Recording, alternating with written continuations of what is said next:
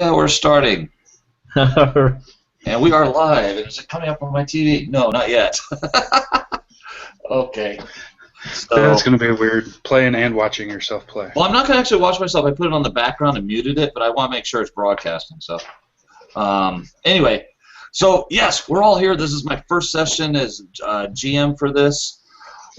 What I did with this is a little different because most people, what they do, okay, this is what the plan is, and here's the characters, and everything's pre-planned, and this, on the other hand, not so much. It's pretty much everybody's going in blind. Nobody knows anything about anybody else. No one actually even knows the storyline that much.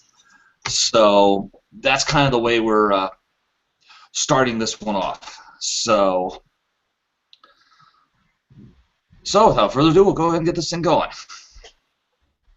All right. So, Andre, the first thing that comes to your mind right this moment is what a streak of bad luck I am having today as you're running around a corner while getting shot at. Okay. So I'm getting shot at. Is there any understanding of the reasoning as to why I'm getting shot at? Do I know who's pursuing me? You definitely figure they're Imperials. Somehow you said something that kind of tipped them off, and they confronted you, and all of a sudden weapons started being drawn, and you took off. You've been running down a corridor. You've been running down the corridors in near the hangars. So basically, there's live fire going on right now. Okay. Just give me 1 second. Sorry. Sure. Come on, transparency. Sorry about that. Okay. So the Imperials are pursuing me. I have a communicator. Is that correct? Or am I just in the point of am I still in the city? Just trying to escape them as a result of this encounter. Exactly. You're trying to get away from more than anything else. Okay, so I look for the nearest either alleyway, dark corner, or something that I can either get some concealment and cover behind. Well, the route you took. There's a route you can turn to your left. As I said, you're in a hangar bay pretty much, or a lot of hangars are in this area. So. Okay, all right, so the only option is to turn to the left, and I immediately increase my speed as fast as I can, start running and try and get to the left-hand portion of the docking bay as fast as I can. I don't return fire. I'm trying to evade fire, and I'm just trying to run as fast as I can. Okay. Okay.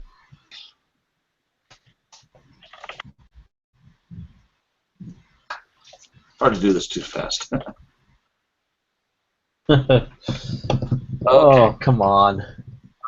So, Sean, you see this guy bolting around the corner. You just got finished making your deal. You've been paid. You're there with your the contact that you just did the delivery for, and you see someone bolting around the corner, kind of almost running towards your ship. Okay, so I've just made contact with my contact, or finished Actually, contact. you negotiate your deal. The deal's over. You've been paid. He's got his delivery. You're kind of shaking hands, saying, "Okay, have a nice day. I'm gonna head out," type thing. Okay, and I see this Rhodian making a beeline toward my direction. Yes, running at a decent speed, I would say. Okay, Zendula, she'd kind of hand go to her hip where she keeps her blaster and begin to back towards the ramp to her ship. Okay. A moment later, when he crosses the corner, you see 4 people chasing him. They look like they would probably be law enforcement of some type. And their weapons are drawn.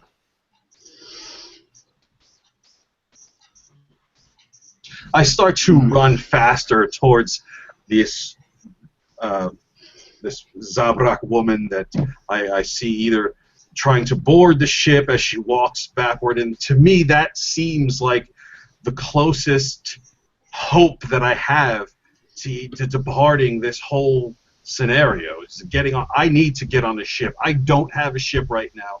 She looks like she's walking into the ship, even though she has her hand on her pistol. I'm booking, and I just look up at her and I go, Zabrak, help, help, and I just keep on running. Okay, at him saying help, she would then begin to sort of wave him towards her and pull her blaster and level it in the direction of the people chasing him. She's not firing yet, but aiming that direction. Okay.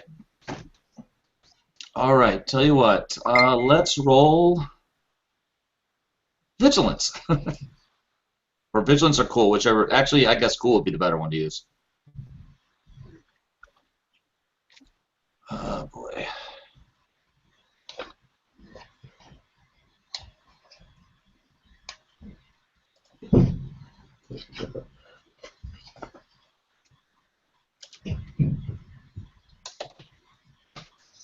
See, I got one success.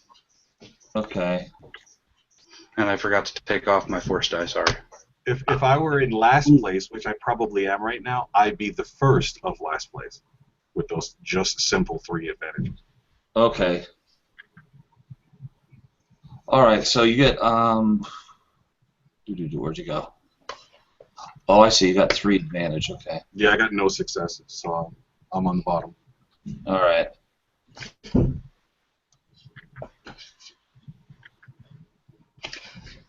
Okay. Tell you what. Since I forgot, everybody roll 1 force die, unless you have an extra one due to powers. All right. I added my 1 that I rolled. Okay. All right. 1 second, I'm pulling it up here. Okay. That's fine. And if not, we can roll for you, Nick. Yeah, you can wing it. I'm not going to be in for just a little bit anyway, so. Okay. Okay. So another 1. I'll take whatever you got. I'll go and roll for him. All right, cool. Ooh. So I add. Wait. Now click on it. Ah. There you go. There we go. Now we're dark. Okay. All right. All right. So 1 dark 2. Okay. Now. All right. So the first thing that happens. Not sure if I'm liking it. All right. You got 4 of them opening. You have 4 of them with blaster pistols that are opening fire. As soon as I see the Zabrak aim towards them, I almost do a double take, and I go, "What are you doing? Get in the ship. We must go." Okay. So let's see. Let me go.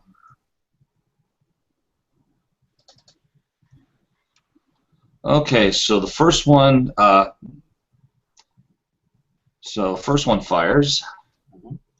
2 hits. Oof. But the person they hit was the person you just paid.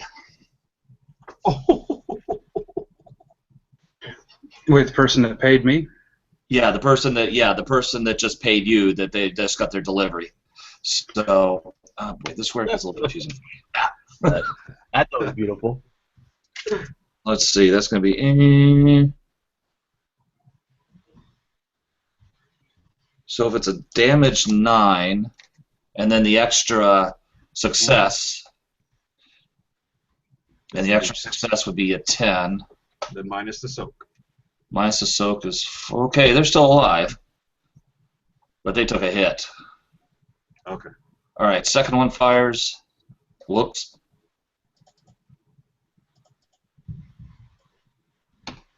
Yes. Okay. Well, they missed their target, and as we've always done, if you want to call out the double advantage, you're welcome to it. Who are they aiming at?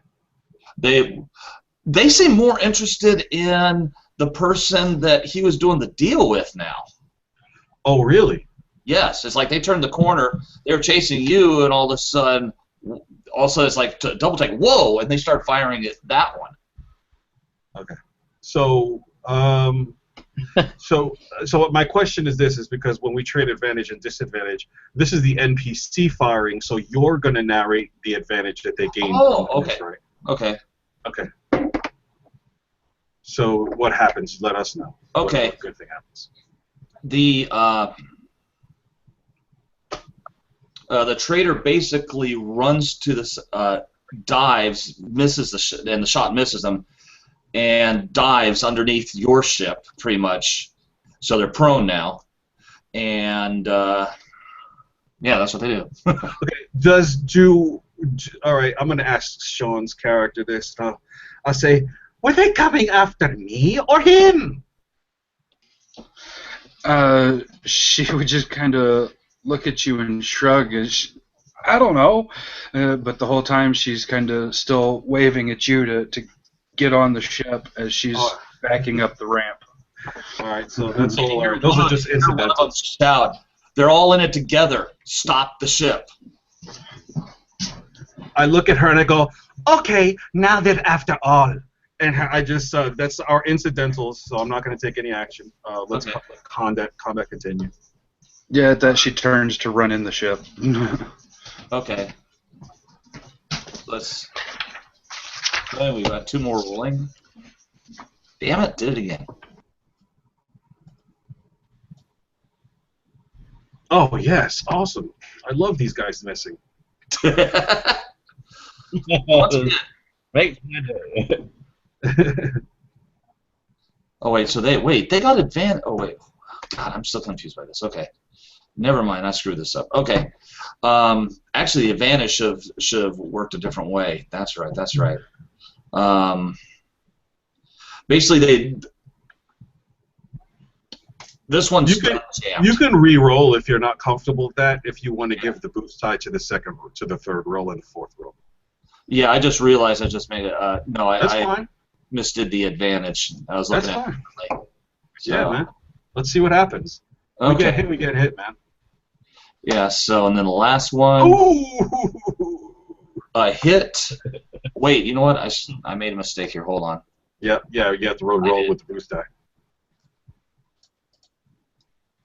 Should roll like that. Okay. Wait. There we go. Ooh. Oh, yeah. That's even better. Yeah, because I forgot to throw the setback die in there. So. All right. Cool. While we're here, should we rob something else? Basically, they're the one that's on the ground. It looks like they're actually a little more interested in the character on the ground. And you said the 2 of you are running into the ship. Oh yeah, it looks like Zendola has already bolted in the ship, and I'm just like diving into the ramp belly first, trying to slide on the deck to make my target as small as possible, and possibly like scuffle to the side so that I don't get shot. Yeah, Okay. I imagine her as already having been like halfway up the ramp when they said that they were after everybody, and that's when she just kind of turns, holsters her weapon, and runs up into the ship, heading for the cockpit.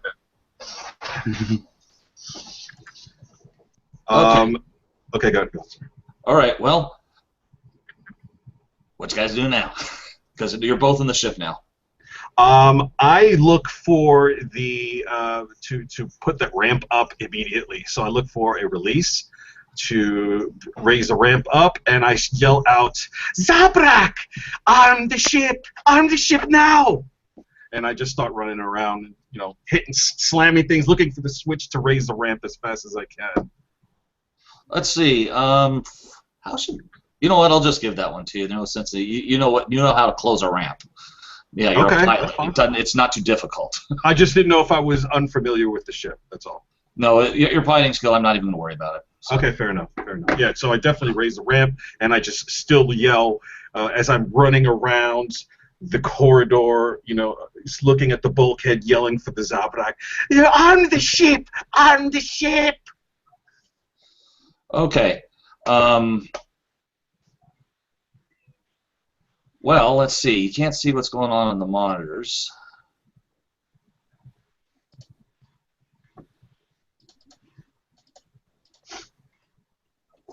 Okay.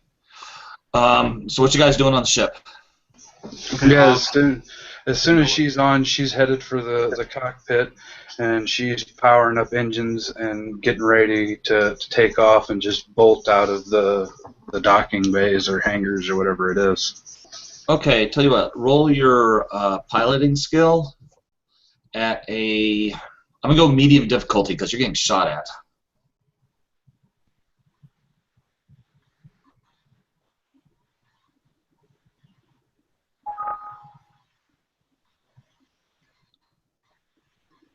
Sean, you there? Okay, sorry.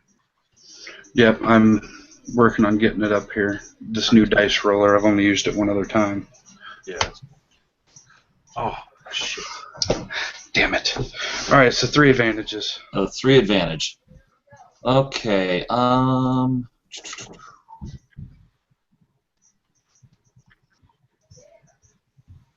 Well, describe the advantage. I don't know where to go with it. Okay, so she gets into the ship. She's in the cockpit. She's getting everything powered up, but it's taken a moment longer for the engines to spool up than normal, but the advantage is that the hatch shuts right away and the weapons come online. Okay. Ooh. Tell you what.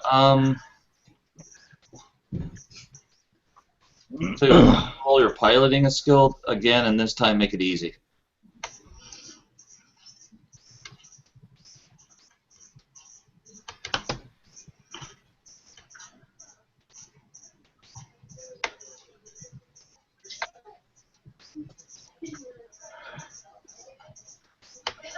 Oh, damn it.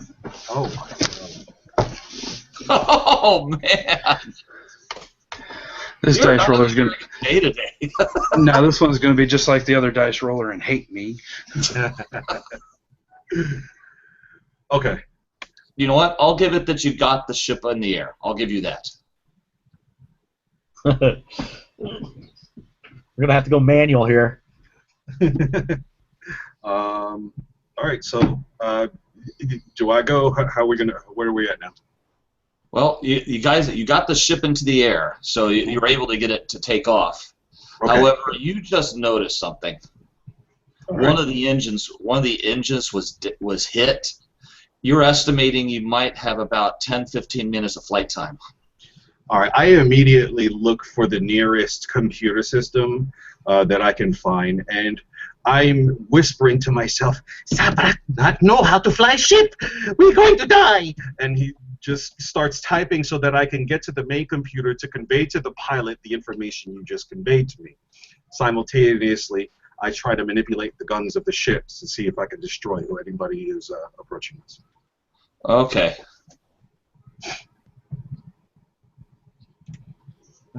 All right. As I said, you're able to get the ship off the ground, but you do notice it's got an engine problem. You don't know how long you're going to stay up. Maybe about 20 minutes. So, and you definitely can't get into space.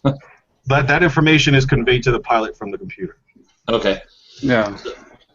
So she's in a bit of a panic, but she's still just, whether it's only going to stay in the air for a few minutes or not, she's getting the hell out of here when they're shooting at her.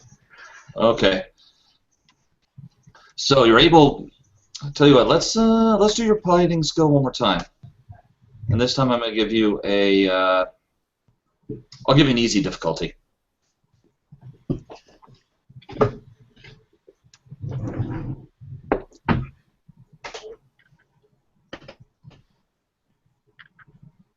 Whoa! There you go. About damn time.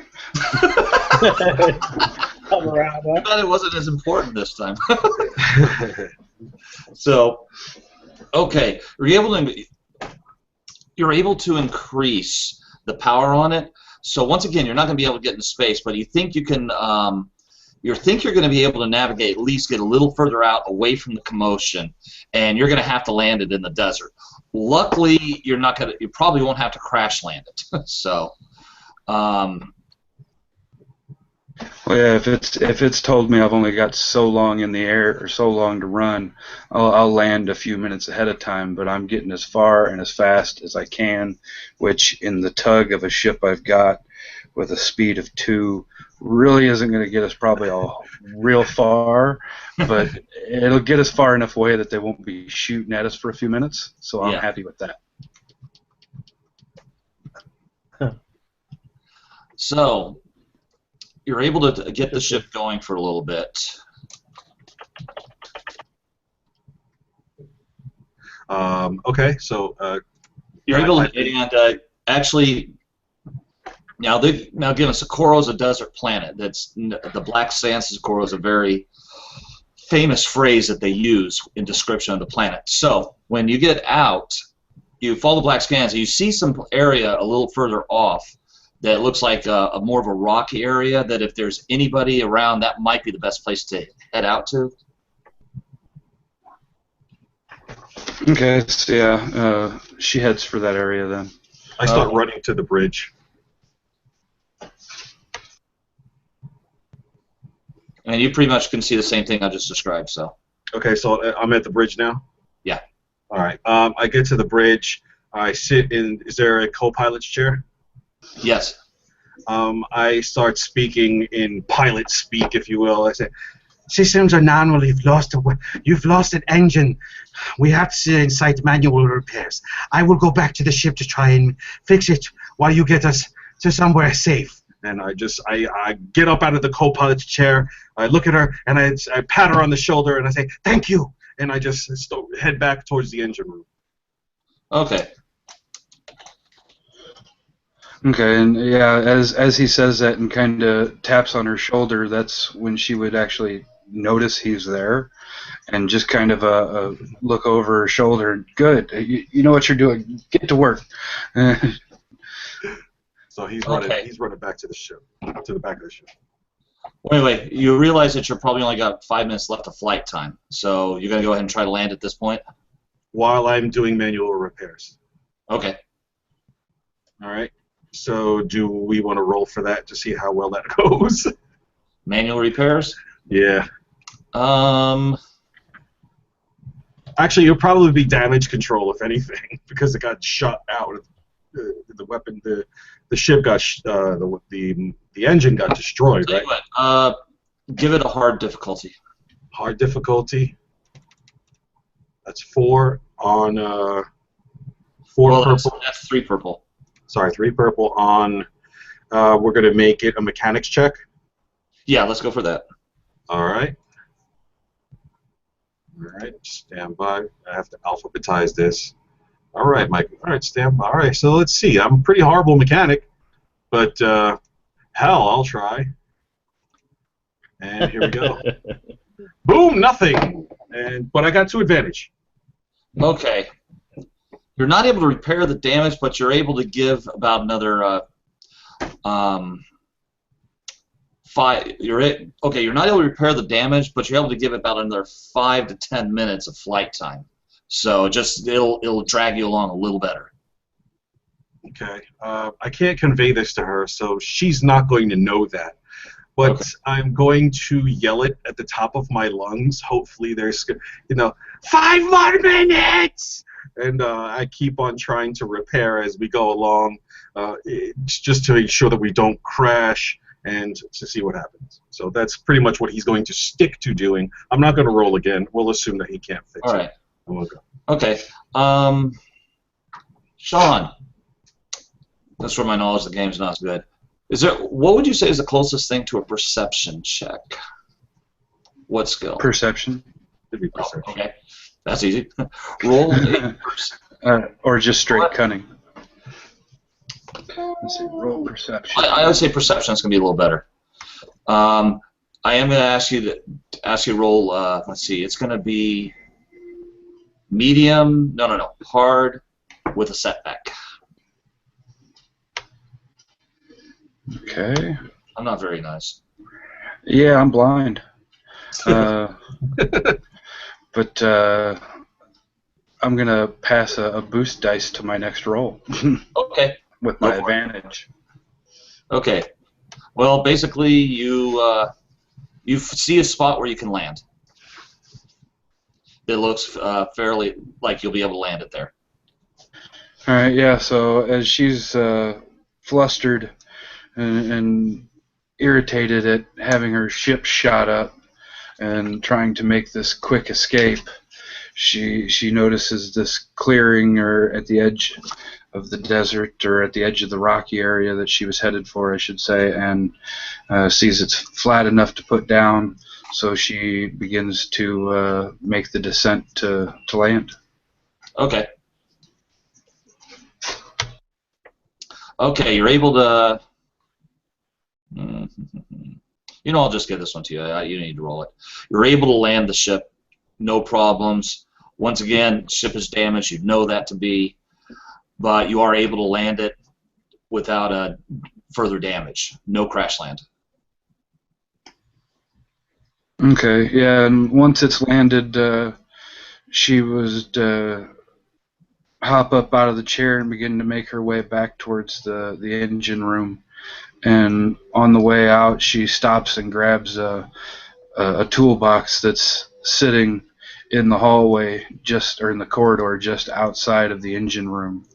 And when she steps in there, she looks to the Rhodian, and she drops the box at his feet, and she's not going to do much without tools. And Okay. then she begins to try and make repairs on the engine. Basically, the Rhodian looks at the tools and completely ignores them, sticks his hands and tries to manipulate the servos as best as he can because he knows he can't reach the damage, and he's just trying to move the debris out of the way.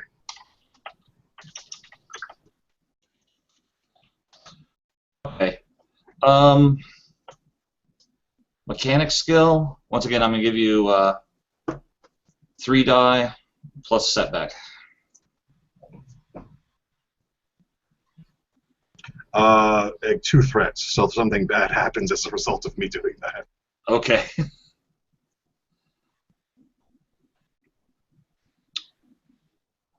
Okay. 2 successes and a threat. Okay. You're able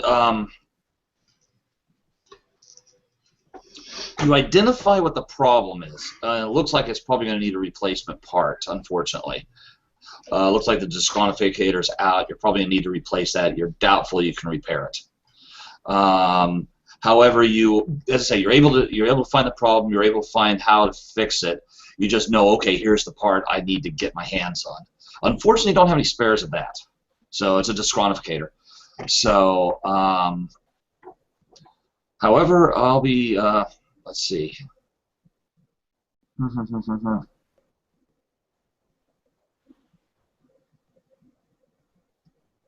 I'll pull the I'll pull the threats at a later point.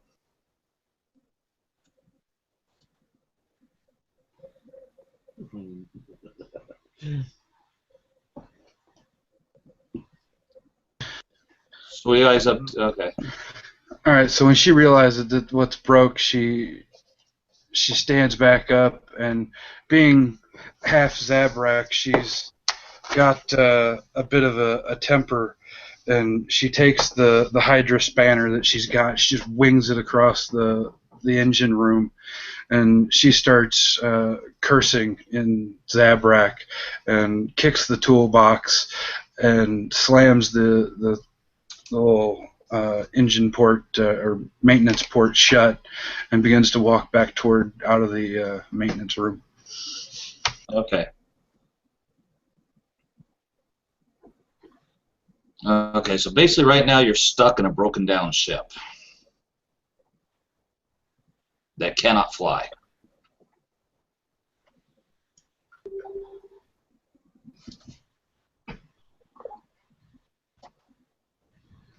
Okay, so yeah, as she starts to leave the engine room, she'd turn around to the Rhodian and she'd look at him and she'd say, well, if we're staying on the ship, we're stuck. Looks like we're walking.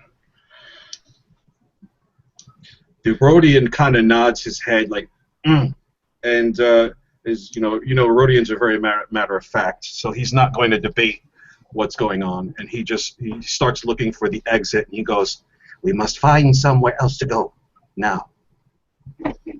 Well, as far as I know, the closest settlement or cities where we just came from, and even that's probably 5 or 6 clicks behind us by now. That is not optimal situation, but we must depart ship. We cannot stay here and die in desert in ship, or die in desert out of ship. One way or other, we must leave. So, well, as far as dying, I've got almost a year's worth of supplies on the ship. We could stay here for a while, but I need the part to fix my ship. That is true, but considering the nature of our departure, I do not think that someone will not come for us. Good point. Either way, I need the part, and we should be off the ship in case they do show up. Exactly. He looks towards the exit of the ship, and he says, Best opportunity we have to hide ship is over. I would consider ship either lost or confiscated by the Empire by the time they arrive. So, we either stay and get captured or leave now. Well, I guess it's time to grab a pack and make for the dirt trail. Okay. Packing would be wise. Do you have extra? Extra packs or extra supplies? Like I said, I've got enough supplies on ship for six months in space. It would probably be optimal if we had both. Extra bags and extra supplies. As well, extra bags, I'm sure I can find something. Very good. GM, sorry. Okay. So you guys are departing the ship?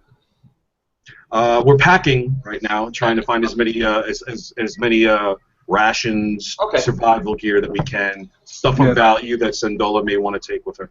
Being a desert, she's worried about water and a couple days worth of rations, but mainly water. Okay. So she's looking for 2 duffel bag type of bags here in the ship, which I'm sure she's got a few sitting around, seeing as how she is what she is, being a smuggler and what. But worried about loading up as much water as they can carry because, like I said, it is a desert.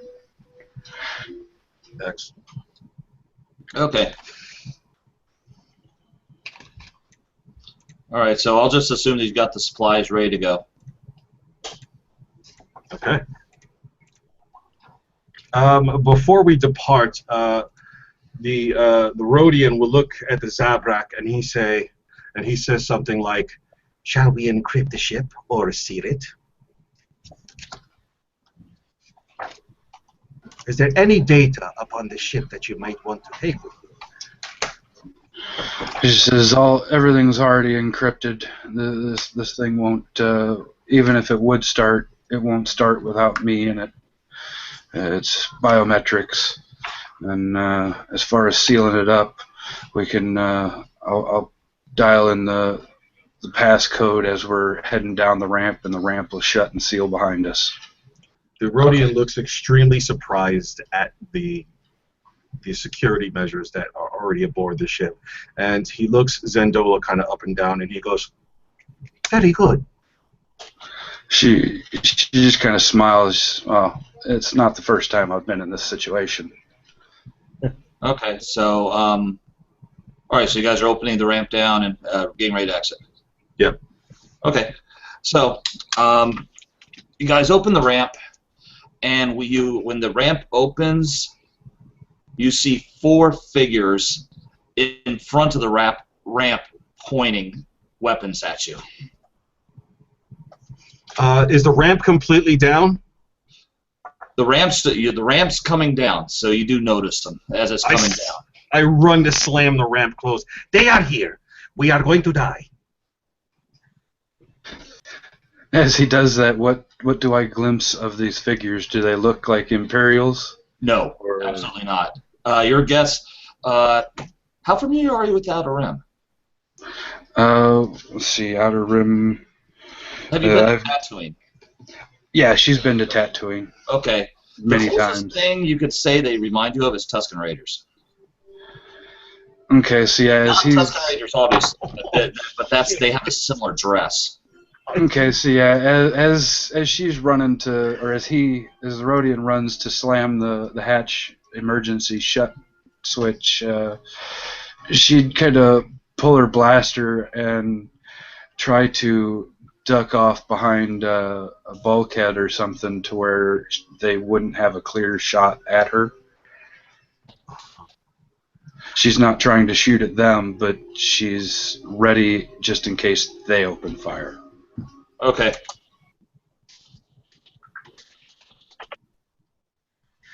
If nothing else is going to be declared, I am going to go to the ship's systems and see if we have any heavy guns here that I can fucking kill those guys with. All right, I'm kind of okay.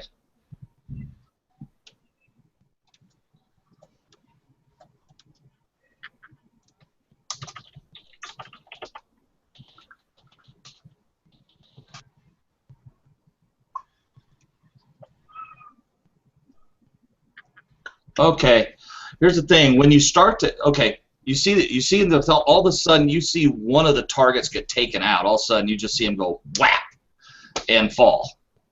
So where there were 4, now there's 3. Have I engaged the ramp to raise back up yet, or did it not successfully happen? I haven't rolled. We haven't rolled it yet. Okay, all right. So I'll just let me know when I have to do that. Okay.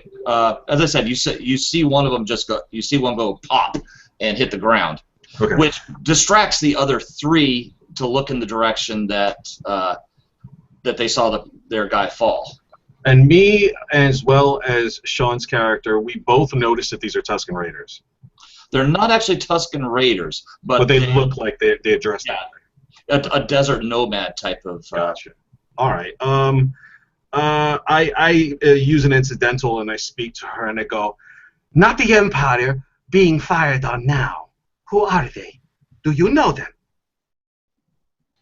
She'd look at them. She'd say, "Well, they look like Tuskens, but I've never heard of them being here, so I couldn't really tell you anything."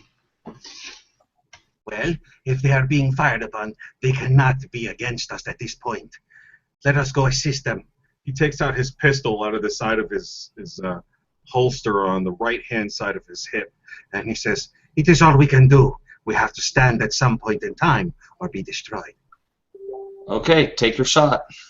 I will. Since they got surprised, they're not expecting it. I'm not going to shoot at them. I'm going to walk down the ramp and look at who is shooting at them. Okay, literally to describe this is you're guessing if they're maybe about 15, 20 feet away from the ramp, so if they wanted to, if it went all down all the way, they might be able to actually run onto the ship before you close it. But they are in other words, they're short distance. They're short distance. That's fine. Okay. But do I see who is firing at them? No. I cannot. But I did notice one of them get shot. Yes. All right. I'm going to go down the ramp and go behind the ramp. In other words, I'm going to seek cover by the ramp and see. In other words, I'm going to go down and around and go under the ramp and stick my head out the side and see if I can roll perception to see if I can decipher the situation. Because if they approach the ramp, I got cover. I'm shooting them all. Okay, so basically you're running down the ramp, you're ducking underneath it. So you're outside. Yeah. Okay. Just make like a U-turn and then go under it. And diving. Okay, dive underneath. Okay. Make an athletics roll. Athletics roll. Yep. Now it's time for that setback. All right, that's fine. So what's my difficulty at first? Landing. I'm going to say the maneuver is not that difficult, so I'm going to say 2. 2 per roll with the setback.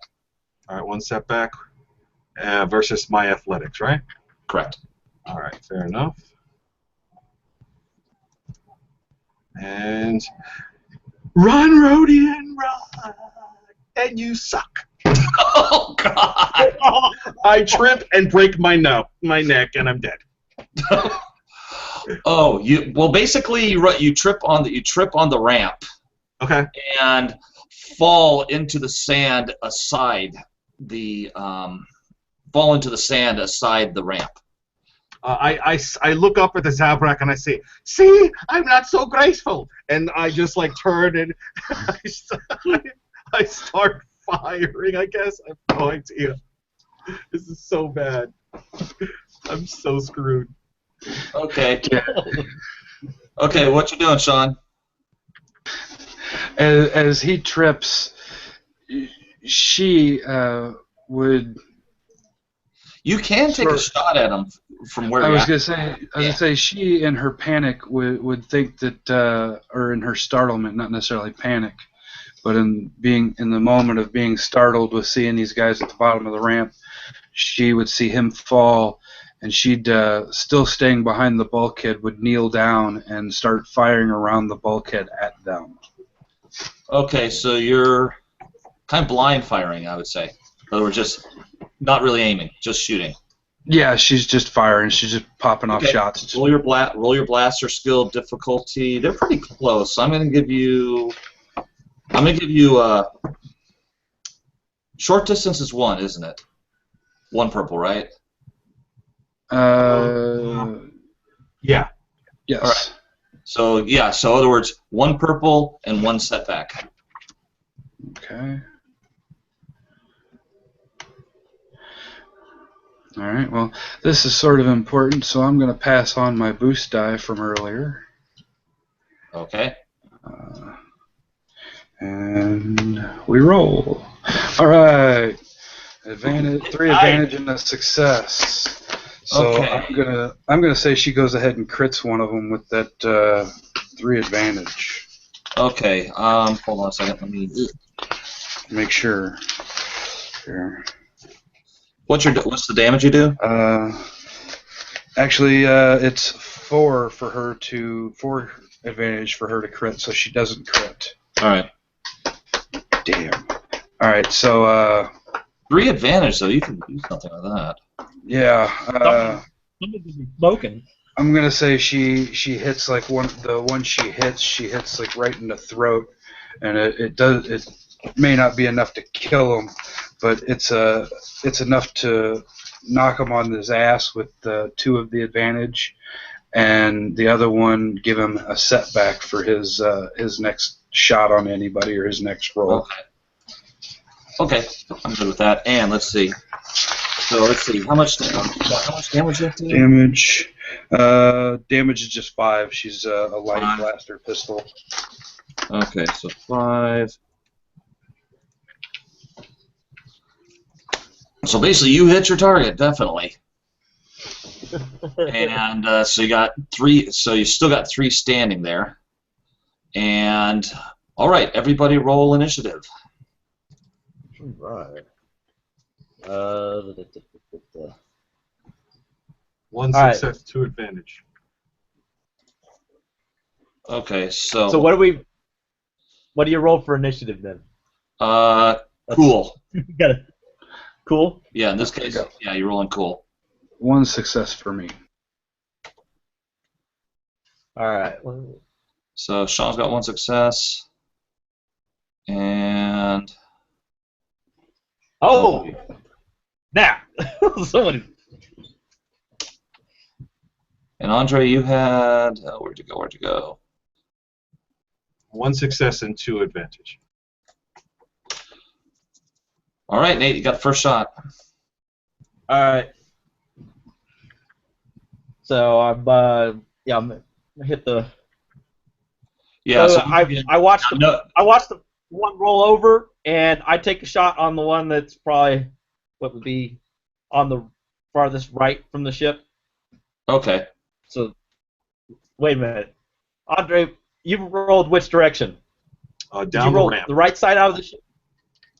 Yeah, I was trying to run down the ramp and circle on my right side to go down the ramp, but I tripped and fell down the ramp. Right.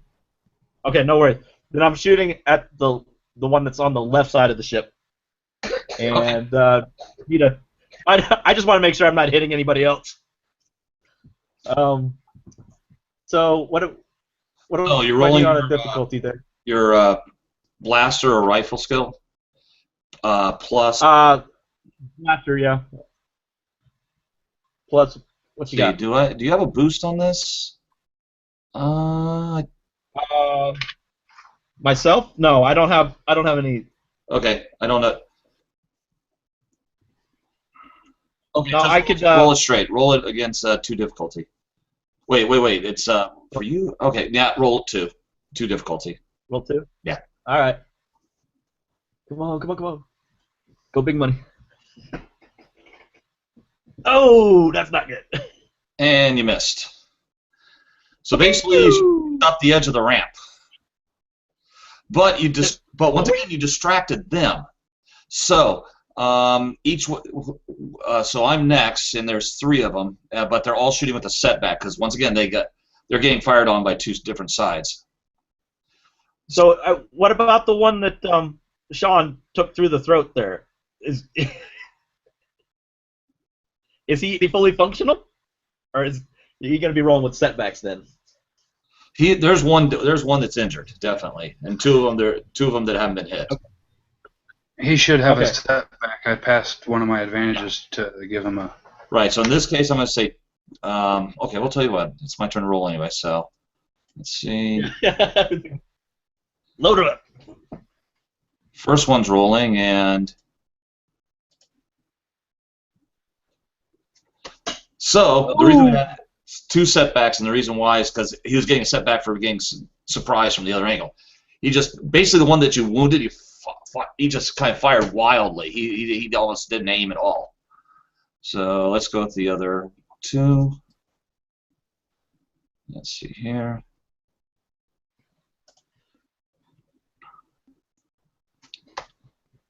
Okay.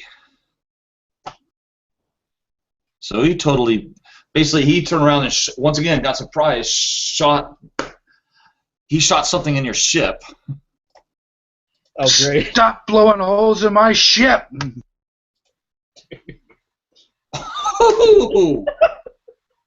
Oh my goodness! His gun exploded. Oh. His gun exploded. That's the only way I can do 4 of those. Hey. No. That's So what let's he see. gets. Who did, Oh, I wonder what about the proximity. I mean, if his gun exploded, and you get the other 2 in the blast radius, it may be all over. No, it didn't explode like that. Oh, But- I'm saying. The but- battery pack dropped out. It's like I mean, it's fair because, like, you would think that 4 threats would be equivalent to 1 to spare, and a despair as a tool or a melee weapon is damage. So, I mean, that's a fair call. I mean, it doesn't have to, like, it could have even seized, or the bolt, or, the gas chamber could have locked up. Who knows? All right, so yeah. everybody Here's the roll. power down. Yeah. I'm gonna say everybody roll initiative again. I wonder if you can set back initiative at all. Actually, initiative locks in throughout the whole battle. We don't have to roll it. So it stays the same. It's Yeah. not every. Oh, okay. Exactly, yeah. I gotcha. So we could just Nice. rinse and repeat. Okay. But with that said, it is my turn. Yeah. I apologize. It is your turn. Go. Since I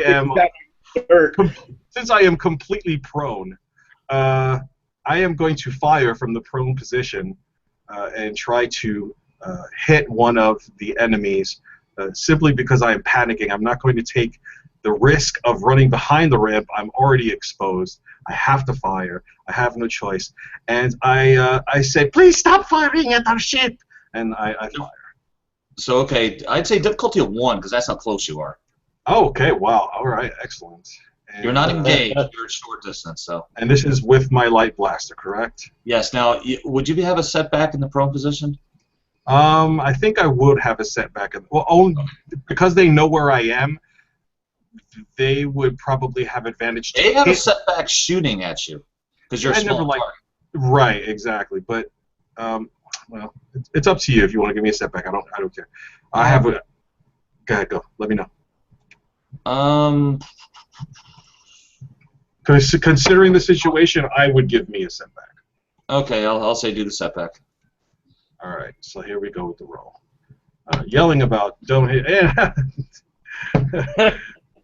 I'm a complete advantage while exposed, and what I do is I look at this is I like to narrate my advantages a little bit. So do I see more so?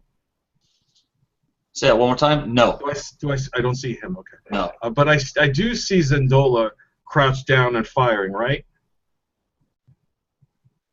Wait.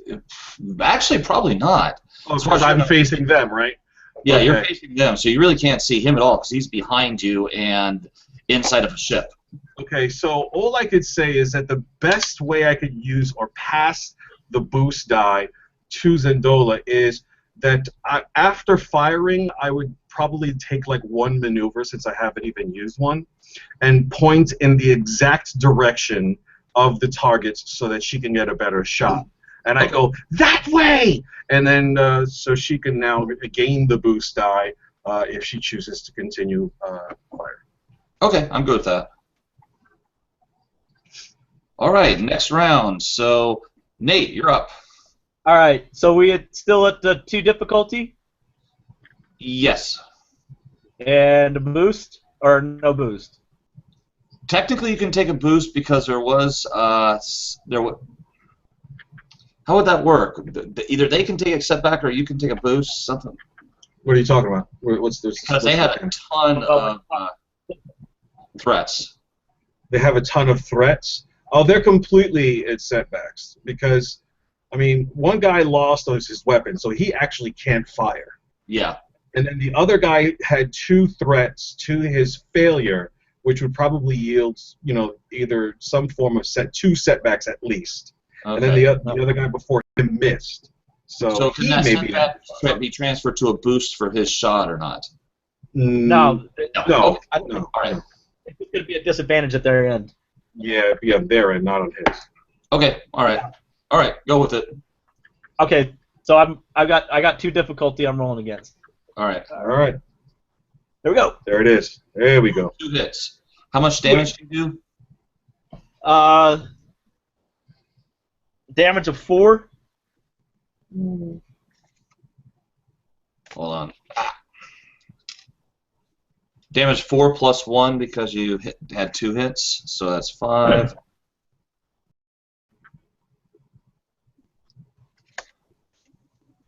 Okay. You definitely hit the target. All right. So hopefully enough to keep him from actually getting up or doing anything. Stay down. Oh, that Rhodian is staying down, sir. Okay.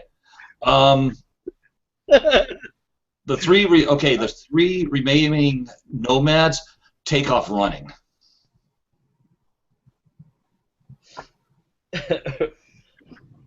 All right. So, Wow. They can run all they want. I still want so to my shoot. turn's done then. Okay. They've shot my ship. I'm putting a hole in one of them eventually. Okay. All right. Go for it. All right. So let's see. It A was. boost on this, I would say. I think you do. Oh yeah. Let's see. 2. I passed myself a boost, and then I think You got a Zix passed me a boost. Yep. So that's 2. What was the difficulty? 1 or 2? I don't remember. Since they started to take off, it's going to be 2 now. Okay. Hold on.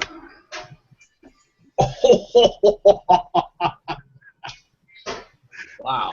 I did that with my finger pointing. Yeah. Oh, Yeah, hold on a show second. me some love. That's nice. Beware the Rhodian finger wag. That's right. It cometh with criticals.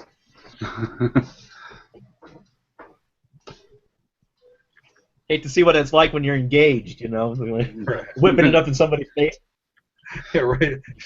Right here. Here's a boost. Here, let me draw you a spot right here. Hit it right here.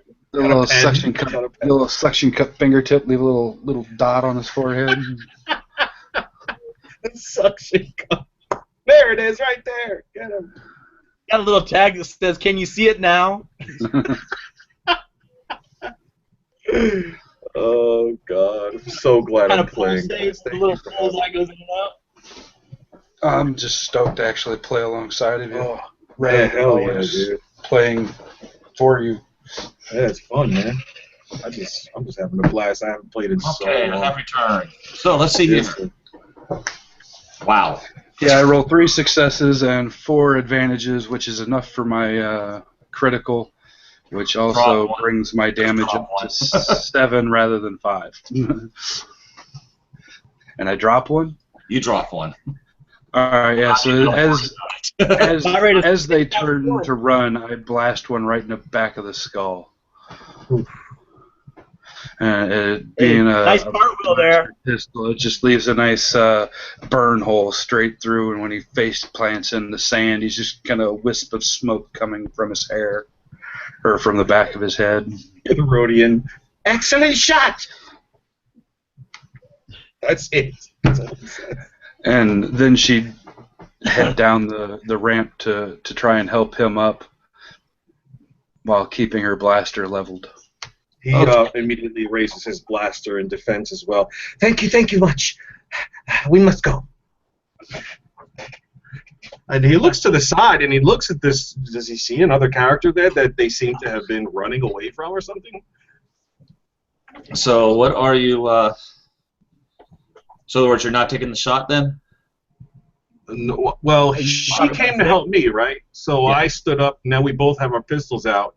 We're not taking a shot. I'm looking to see who the hell they're running away from because I know it wasn't me. Both you roll perception. All right. I'm gonna say. Ooh.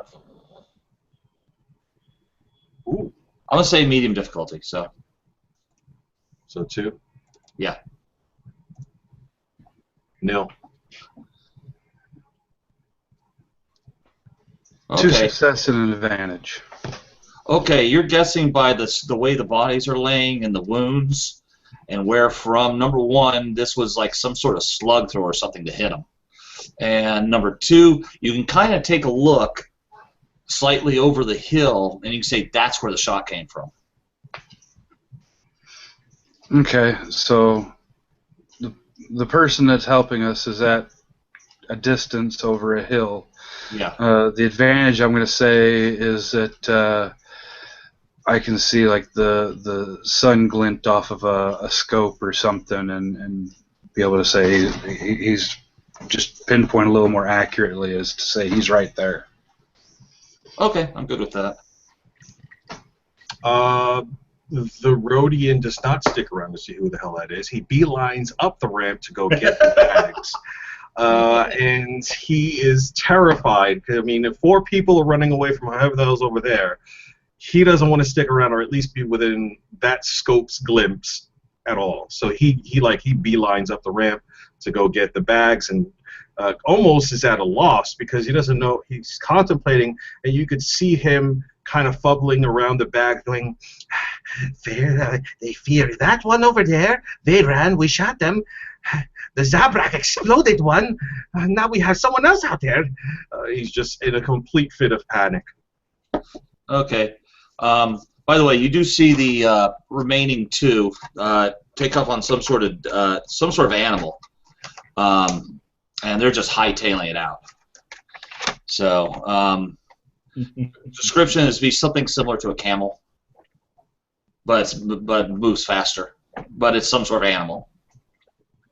Now, that would be Zendola who saw that, not me. Okay. Yeah. Were there just two of these animals, or was there 4 and they took the empty 2, or did they leave the empty 2, or what? Good question. You know what? I'm actually going to roll that. Oof. Nil. Basically, they grabbed one of them. All right, so they leave one. That's scared for you. All right, so she'd look back in the ship as they're trotting away with 3 of these things, leaving 1 behind, and she'd tell him to grab any extra bag and pack it with as much water as they can, and she's going to go after it to get it and use it as a pack animal to carry their water and stuff. Okay. Zix agrees. He's just grabbing as much canteens and water as he can. Okay. Okay. Can I'm going to take a shot on the guys fleeing. Okay. I This don't know shot. what the difficulty is. All right. This shot is going to be. Hold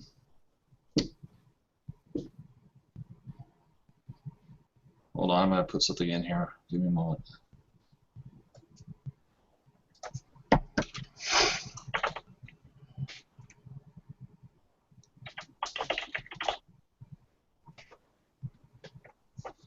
So you're taking a shot at one of the ones that's fleeing? Yeah. Okay. If I can hit the one in front, yeah. they're on the move. They're on the move, Right. and they actually have started to. They're a little bit further away. This one's going to be a difficulty of 3 because of distance, and I'm going to give you a setback because they're moving. Okay. Roll it. Oh God, this roller is brutal. Yeah, somebody needs to reset the calculations on this thing. Wow. I haven't seen that many threats in like forever. You know, that's one of those. Well, the thing, in all honesty, that's not an easy roll to make. So No, I didn't expect it. I'm just saying. Anyway, I just want to know that they're not going to turn around and look back at me. So. yeah, you fire at one of them, and it just completely goes over their heads, and they're not interested in turning around and finding out who's shooting at them. So they're just booking as fast as they can. Okay. As soon as Zix hears the other shot, he obviously it does not sound like a light blaster that Zendola is holding. So as he's he's bringing the packs down with him, he's dragging them in the sand, in the coarse sand. He looks at the Zabrak and he takes a moment to consider the situation for what it is. And he looks at her and he puts his he doesn't go to shake his hand, but he bows and he says, "Zix Zaxtas, here for a commission, and I appreciate all the assistance you have given me. But one thing has me extremely concerned. Who's over there?" And he just points to the direction where he possibly heard the fire come from. She'd shake his hand, put her hand out to shake it again, and say Zendula, and she wouldn't give her last name. Right. But she'd kind of look back over where he's pointing, and she'd look back and give him sort of a blank look. He's somebody with a big gun who's not shooting at us. And Zix kind of does the typical Rhodian quick nod, like, yes. At this time, she would probably take off her heavy coat, or heavy trench coat that she wears, smuggler's coat, and he'd probably get a little start from the big imperial cog that she has tattooed on her right arm, upper bicep. As soon as Zix sees it, he goes, "You are with the Imperials?" She'd just kind of smile and look down at it, and she'd be like, "No, but it makes them think that when they board my ship." You hear a snorted laugh. Very wise. We must go see who this person is.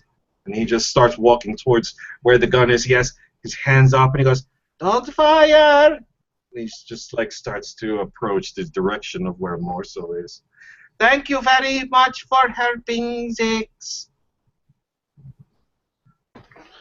Yep, Zandula, she'd finish throwing the packs over this camel-esque animal, and she'd be soon following right in behind him. One hand leading the animal along, and the other one just kind of up along next to her as well. Trying to be as non-threatening as possible, because whoever he is, like I said, he's far enough away, he's got to have a big damn gun.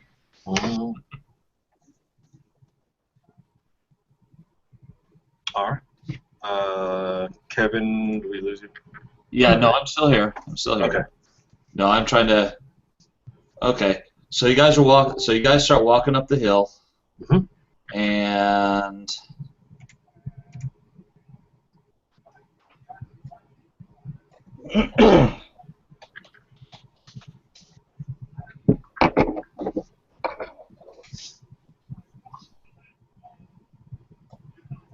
So as you're stirring up the dust and moving sand, a shadow steps out from beside you. You didn't really notice him. Whatever he's wearing, it's covered in reds and browns. It definitely gives him a natural camouflage. He's a little surprised that you even noticed his weapons, because they're all similarly camouflaged in reds and browns, basically blending in with the landscape. You are very far away. I am more so. More so. Are you planning on leaving the ship? Well, He looks like he doesn't even know how to respond to that because it's not his ship, so he looks at Zendola. we were going to... Well, unfortunately, unless you've got a dischronificator, we're going to have to leave it for time being. But it's locked up. It ain't going nowhere. Unless they bring in something big enough to tow it.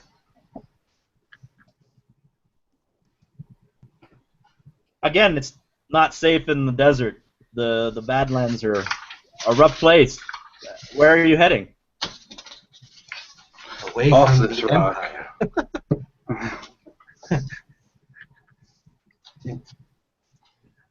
We are trying to evade some Imperial threats that seem to have been pursuing us, and kindly,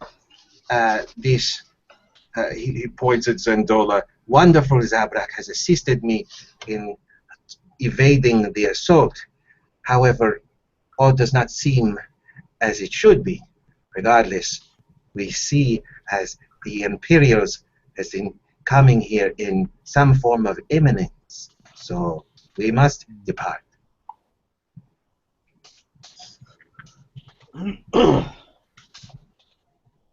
When we departed the ship, we were attacked by these things, nomad-looking ones, and I went to bravely step out of the ship and fell, of which I owe you my life for deterring their attack. I thank you much. You're welcome. I'm not going to be sticking around for very long. I have a place to go, but you needing parts for repairs? Yes, we need a dischronificator. Ours is shot, and I don't have a spare. We attempted to repair it upon landing, but it seems that we have done more damage than well. We cannot repair it with the amount of tools we have. Do you know how to procure such a piece? I may know of a place in the Badlands. It's a couple of days away, though. You may be able to ride the Nomad's beast of burden here. Treat it well, it'll take you where you want to go. She'd pat it on the side and she'd say, well, this thing's pretty loaded down with water and and rations for at least a week. So I think the three of us could make it on it or make it walking for about 3 days with what I got here. Question, Okay. Mr. Morso. Yes, you are regional resident. What is the impact of the battle that just happened? Who were the people that we have shied away from attacking our ship, and will they return, and at what quantity? These are typical ruffians, I guess you might say. This is the typical kind of people that wander in groups. They're not as well organized as you might think. They tend to, as you can see, scatter very quickly. This is my home, and he spreads his arms out and points to the Badlands. This is where I live, and Well,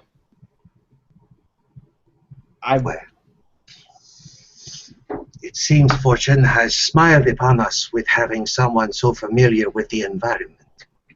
At best, considering my lack of grace, you will be able to guide us in the right direction, or perhaps accompany us to some distance. Indeed, it would seem that at least one thing has gone our way today. Right.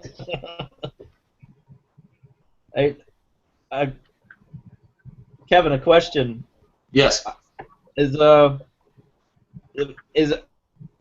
I going to be able to carry all those supplies and everything? Yes.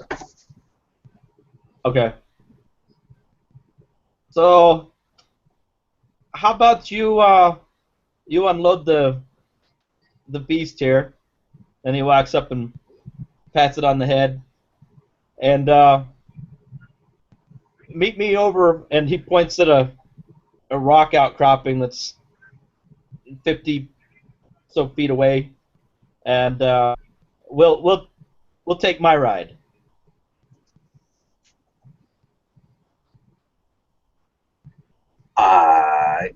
Absolutely. I see no other options, do you, Zendola?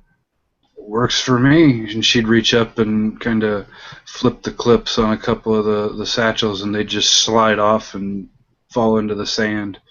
And she'd pick up two, one in each hand. Okay. Same. Show me to where we're going. Absolutely. All right. So it looks like he's more so just kind of walking off to, an empty flat spot, and as you follow him, it takes a kind of a dip down, and it actually is it looks like it could be a crater, and as you get up there, you're like, okay, what? And then you notice that the speeder's also kind of camouflaged along with the rest of the surroundings. More so pulls off a couple. The speeder, to give it a description, is similar to what a land speeder would be like, but this looks like it's the 4-door model. It's got extra room in it. It looks like it was more equipped for desert. So. You Yeah, notice Baja style here. Baja style. Yeah. Anyway. the Rhodian starts to drink water. You notice that the heat is starting to get to him. They are not accustomed to such dry heat. So he is definitely starting to drink water as he sees the ship. He looks at Zendola, and he looks at Morso, and he says, "Oh, well, I will do what we must, but we must get going." And he just starts to pack, I guess, in the most courteous manner. He starts to pack up the ship with the equipment that they did bring with them that wasn't on the beast of burden. And he doesn't board the vessel yet. He doesn't board the vehicle. He waits until Morso says that they can. And he's just eyeing the situation, the temperament of everybody with care. But very much, you could see there's a hopeful gleam in his eye considering the situation that he's in. Okay. So Morso goes to the back of the speeder and pops open a crate, and pulls out a couple of brown folded bundles, and he hands one to each of you. They put these on. They're better protection against the desert and the heat.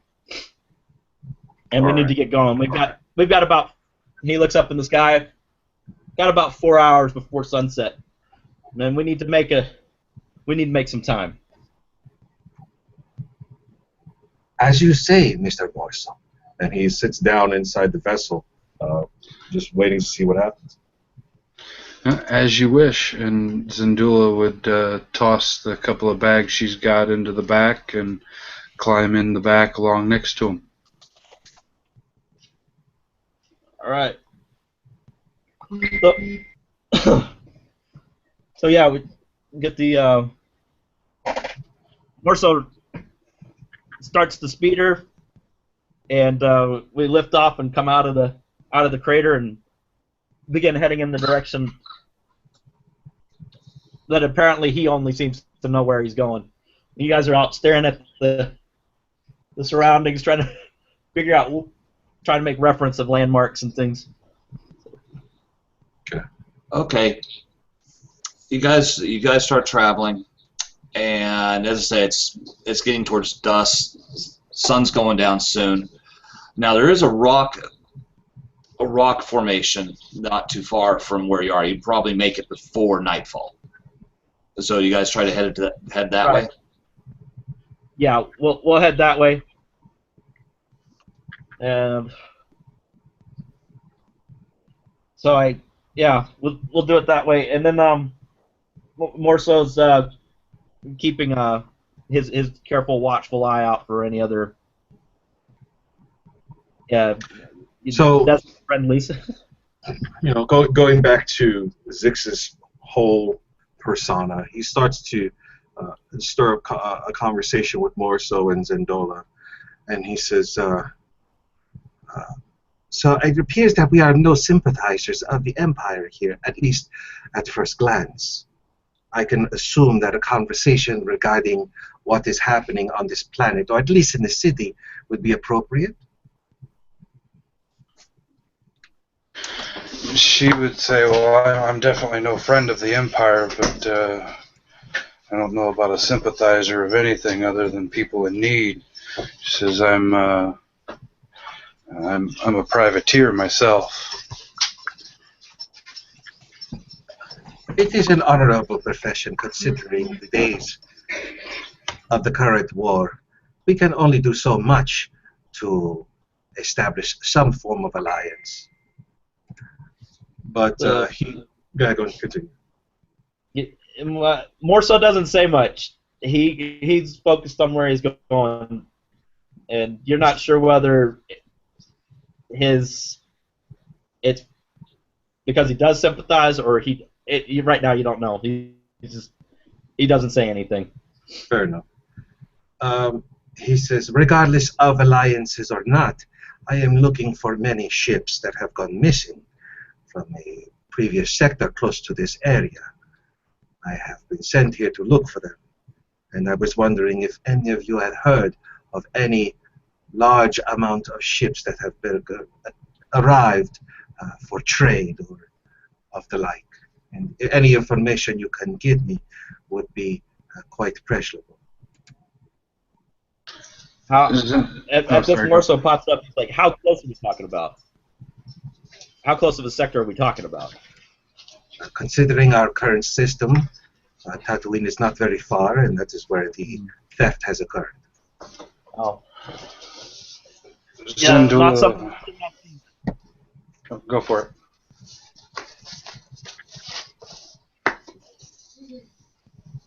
Nathan? Yeah, go. Sorry. Yeah. No, it's fine. I haven't seen anything of mention like that here. I'm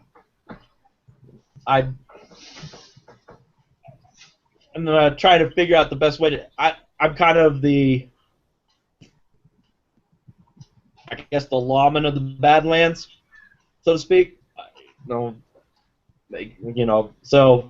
yeah, keep the nomads off of people and keep the other elements, from interfering with other settlers and other people in the area. So That is I excellent. really haven't traveled much.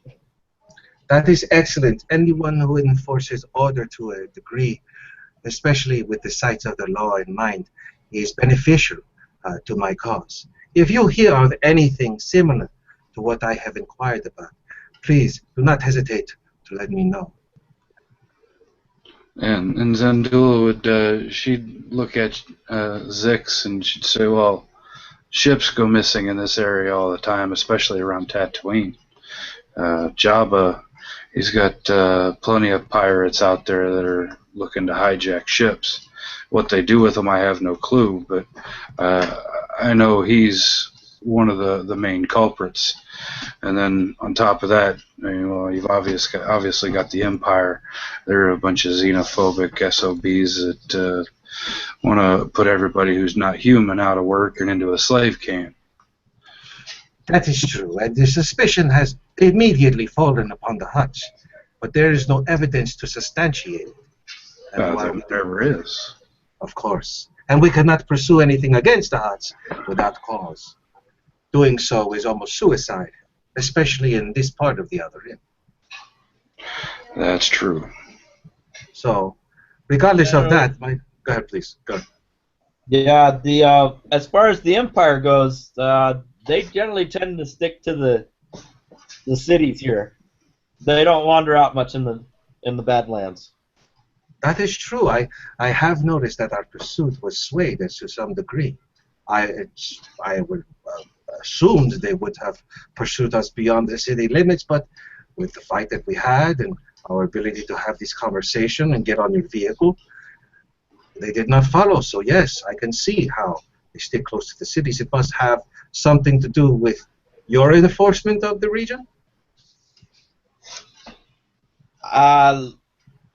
Let's say that what you might consider the criminal element in this area is a lot worse than the Empire. Such as it's so. The Outer Rim always has those kind of areas. It's very hard to find something that has a, how would you say, planet-wide order. So, yes, it makes sense. And it is good to have you on our side, considering our situation. Like I said, I'm happy to help, just as long as we make sure we get you where you need to go. Okay. So anyway, nothing too spectacular happens. You're able to make camp, talk amongst yourselves, and nothing really happens over the night. It's been a very actually quiet night. Temperature drops a little bit. In other words, temperature goes down about 30, 40 degrees. So it's not cold, but just a little bit nippy. It's nippy. It's nippy. I'm gonna. Hey, I'm from Phoenix. Yeah. No, I want to say the word nippy in Star Wars. I have to now. Okay. It's perfect. Well, as the temperature drops, Zendula, being in a tank top and whatnot, she'd put her heavy coat back on and kind of snug it up and lean up against one of the packs, and she'd pass out and trust to these two that they'd wake her up if anything bad happened. Yeah. Okay, any watches or anything? Any what? You guys gonna? Watches? Yeah, I don't know what the best way to do this is, because this is my area, so. Okay. That's one of the reasons why you chose this location, because you know that when you get close to the rock formations, it's going to be a little bit safer than in the open sand. Right. Okay. So. Yeah. Like I said, my first instinct would be to give them both the opportunity to rest beforehand. I guess we'll break it up in what, 8? We talk about maybe 8 hours for the night then. Actually, it's probably 8 close to 10 hours. The night lasts about 6 hours at this time of year. Okay, 6 hours. So yeah, I forgot about that. Sorry about it. But yeah, so I'll take a 4-hour. I'll take a 4-hour watch and then put them on for the last 2 hours, since this is my home turf, and I will use my other less known ability to keep an eye on things. Okay, yeah. I'll stick with what I said earlier. Zendula, she kind of, as soon as they get settled in and whatnot and it starts getting cool, she just wraps up in her coat and zonks out. She doesn't wait for anybody to set up the idea of watches or anything. She just crashes. She's kind of rude at that factor. Okay. I mean, the Rhodian would definitely try and catch some sleep if he can. Okay. I'm going to just say that the night was uneventful. So next morning, sun rises, which you know as a living here, this is the best time to travel right now. It's right when that sun's coming, right before the sun comes up, and the earliest part of the day. Right. So if you have any rations you can eat, do so. What we need to leave now. So he packs up what little items he has, checks the speeder out, and waits for them to get on before he takes off. Definitely starts cracking open a ration, nibbling on what he can. Doesn't eat too fast because of the change in climate that he's not accustomed to, and he boards the vessel. And are we going to take the vessel or are we going to walk? I'm not sure. Oh no, it's faster if we take the speeder. All right, so the Rhodian, he boards the speeder. He doesn't really say much. He's focused on the conversation that was had last night, and he definitely seems a little bit distracted this morning. Yeah, Zendula, she just grabs one of the ration packs and one of the bottles of water or canteens and throws the rest of the pack in the back of the speeder and hops in the back, and she's ready to eat and drink while she rides. So Morso turns around and says, "Remember to wear the cloaks. Wear the cloaks. There's no sense in having to deal with the desert heat." And he starts up, and we drive off. Okay, yeah. Zendula would then put the cloak on, having forgotten that she was given one the day before, and go back to munching on her little ration pack and drinking a bottle of water as he zips along in the speeder. Okay. Tell you what, let's do this. I'm just going to roll this real quick. Speeders. What would be the speeder skill? Would that be piloting? Yeah, it's piloting planetary. Yep. Planetary piloting? Okay. Go ahead and roll it, and I'll give you easy on this one. All right. Because you're very familiar with this equipment and the terrain.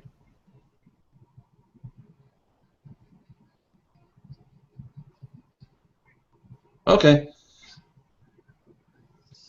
All right. So we're making the next leg of the journey. Yes. So we travel for probably about. I'd say Actually, about. I'm gonna actually throw the advantage to you real quick and say, actually, of a shorter route is going to get you there halfway through the day where you're headed. Okay. All right. Sounds good. So the part way through, he more so looks up, and you can see he pulls the speeder to a stop, some bearings, and we take off to the right down a kind of a ravine and up and out. About 6 hours in, he stops. It's like, "Hey, time to get out and stretch. Do what you need to do." Then we get back on. Okay.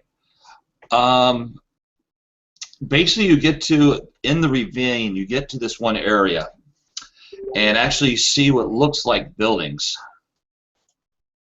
Ah. Okay. All right. So these look. I mean, and they look like they're pretty damaged. I mean, you're seeing what looks like a structure. Looks like the entrance is caved in. And I make an observation or a perception to see how long it's been in this condition. Roll perception, I guess. Okay. I'm gonna say. Tell you what, give yourself a medium difficulty, but give yourself a boost because you know the area. And while he's looking to perceive this, Zendul would kind of slap him on the shoulder and like, I thought you were taking me where I could get parts. Patience. It's a couple of days ride from where your ship landed. As Morso starts to look and stall a bit, Zix, you can see Zendola would probably notice Zix is a little bit concerned, and his ear cups start to wiggle a little bit, and he's definitely uneasy about stopping amidst these buildings. He doesn't know what to expect.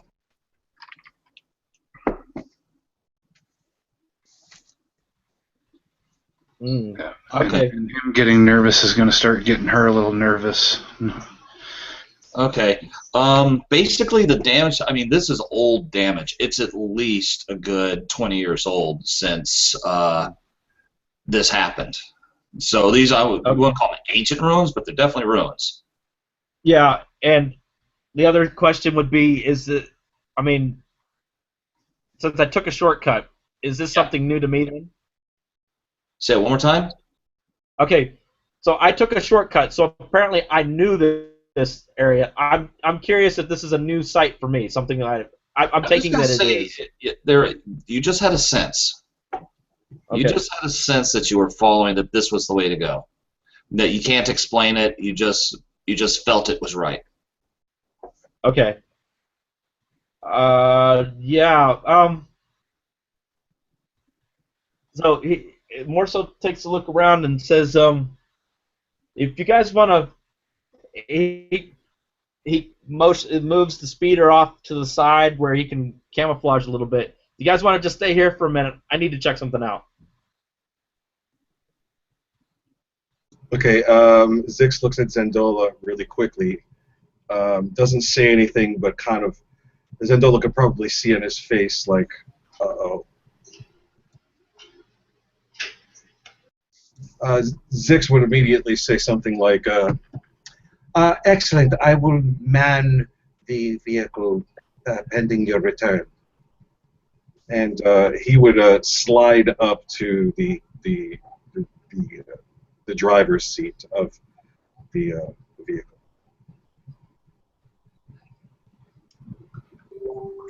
Okay. And as soon as he's a distance away, Zendul would kind of lean up to Zix, and she'd kind of tap him on the arm and say, I mean, he's been nice so far, but she kind of look around. Do you think we can actually trust him? Should we just take off? It is hard to say. He does not look like he is even supposed to be here. Almost as if he was moving on intuition. That, in my experience, brings trouble.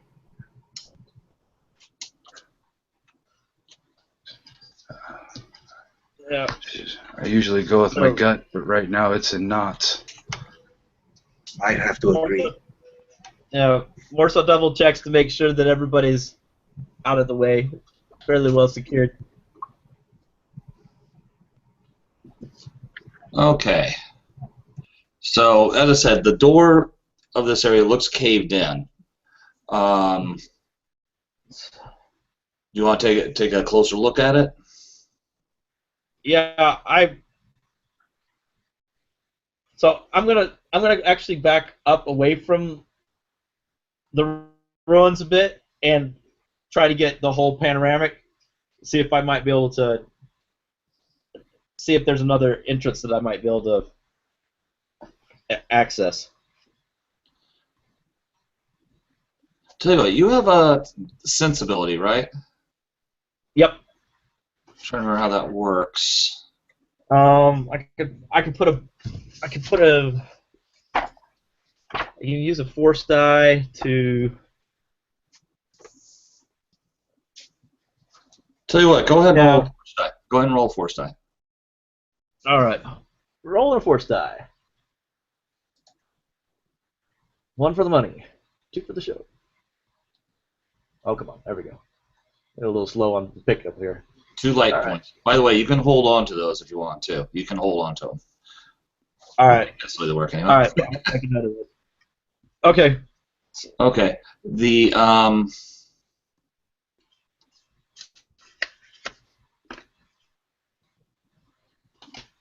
if you want to spend one, you can, and I'll just tell you what happens when you do.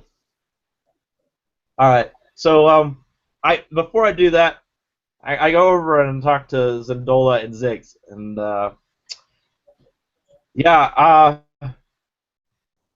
I don't know if you want to call it chance that we met in the desert, but I have something I'm looking for out here. So, and this happens to be one of the first stops. So, take up whatever, take a break, relax.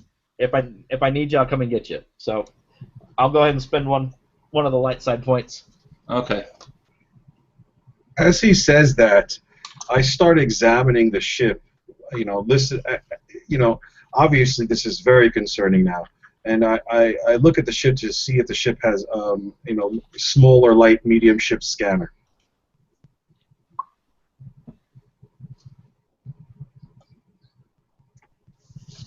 Zandula just kind of eyes him with suspicion. Doesn't say anything, just sort of gives him that sideways glance. So Zix, what exactly are you looking for? Well, considering your departure, I'd like to scan the area to see if there are any other life forms that could be a threat to us. Either we're going to be sitting ducks, or we're going to accompany you. If we are to stay here, we are either going to have to move the ship into some reasonable cover, and to do so, I would have to scan. Well, rest assured there hasn't been anything out this way for any checks to ground again. Quite some time. And the nearest settlements are quite a ways away from here. So, why don't you come with me? It might be educational. As a result of saying that, he looks immediately at Zendola, considering the candor by which Mosho's speaking. And Zix would say, "What are you looking for?" I don't know. You could call it, I guess, gut inspiration. There's something here that is associated with myself and my. He stops for a moment and he's like, "The grandfather I never met."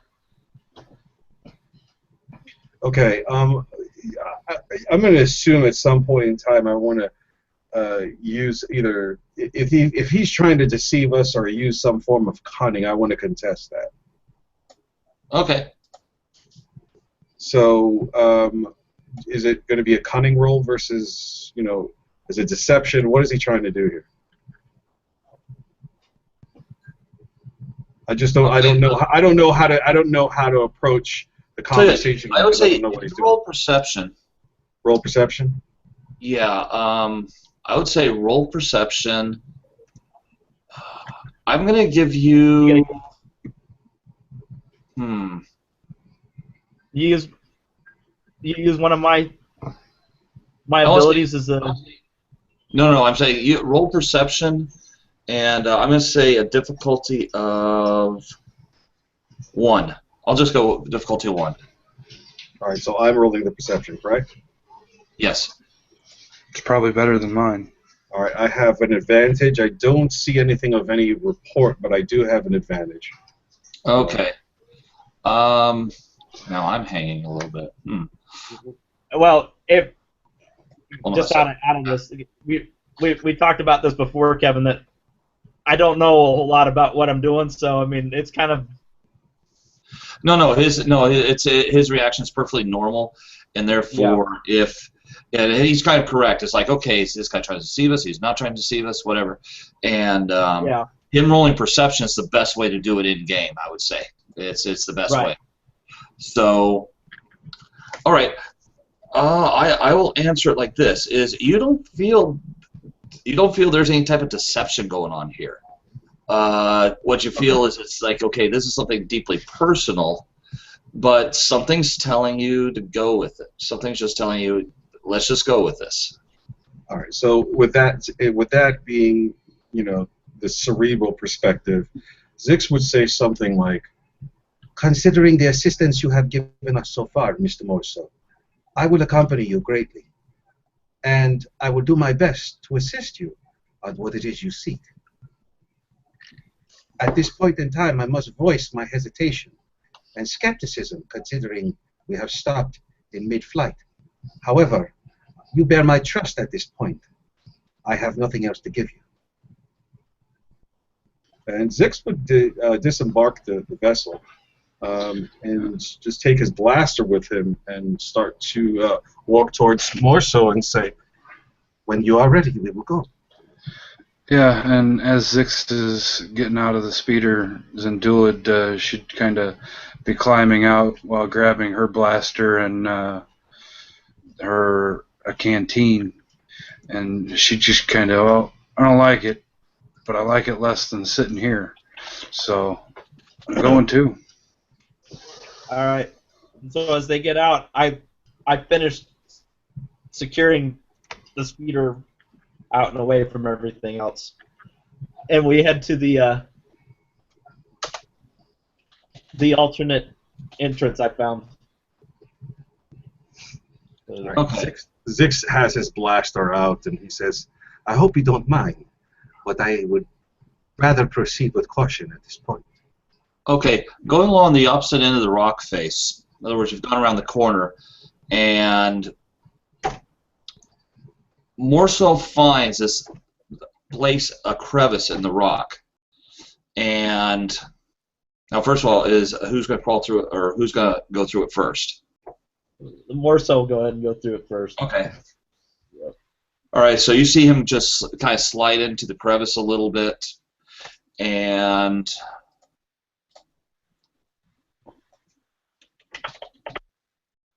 I roll my spelunking check. I'm sorry? No, I'm just kidding. Yeah. So, as he steps in, let's see the best way to do this.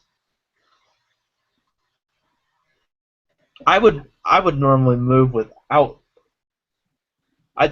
He more so pokes his head out. Says, did any of you bring a light? It says, I don't normally use it, but you may want it. So.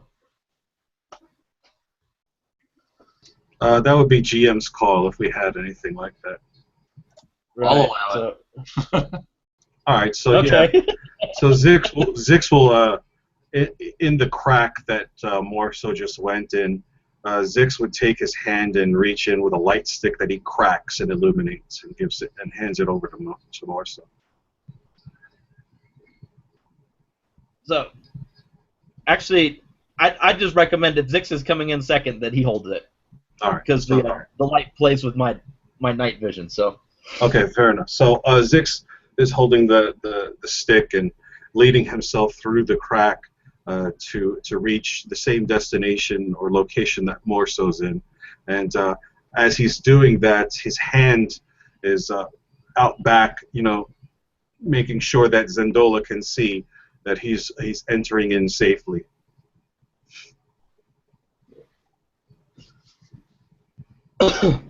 Okay, so two of you've entered that. So you two of you've entered at this point. Yeah. Yeah. Yeah, Zendola, as Zix climbs in, she'd climb in behind her, or behind him, and Zabraks have terrific low light vision, but Okay. So, Okay, so all right, so it is low light. mhm. And basically, you can tell you're in a fairly large room here, and I mean the ceiling of this must go up about 50, 60 feet. You're guessing, and a very large room. You can tell a battle took here. I mean, definitely there was some fighting here, and you can see blaster marks on the wall. You can see other scarring on the walls that aren't blaster marks. Right. But definitely And- damage to the rock face. Okay, so this was this a, like, is this a natural room, or was this something that looked like Yes, it'd natural. been It's carved up? natural. Natural. Okay. Do I? So I'm gonna check for. Well, first off, the nearest markings are, like, are they further in the room, or are they near where we are on the wall? All around you. Okay. So yeah, I would Morso takes a look at the markings on the walls and tries to decipher what it is he's seeing. You know, I mean, obviously the blaster marks make sense to him, but the other ones, you know, I guess. Okay. Ronnie's like, Morso points to it and he's like, these here are blaster marks. Those there, not sure. Not Tell you familiar what, with anything that. I'm gonna say roll perception. Okay. I'm gonna say we're gonna make this one hard. 3. Okay.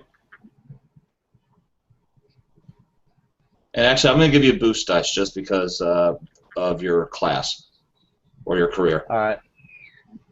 I am a classy guy, I know. Whoa!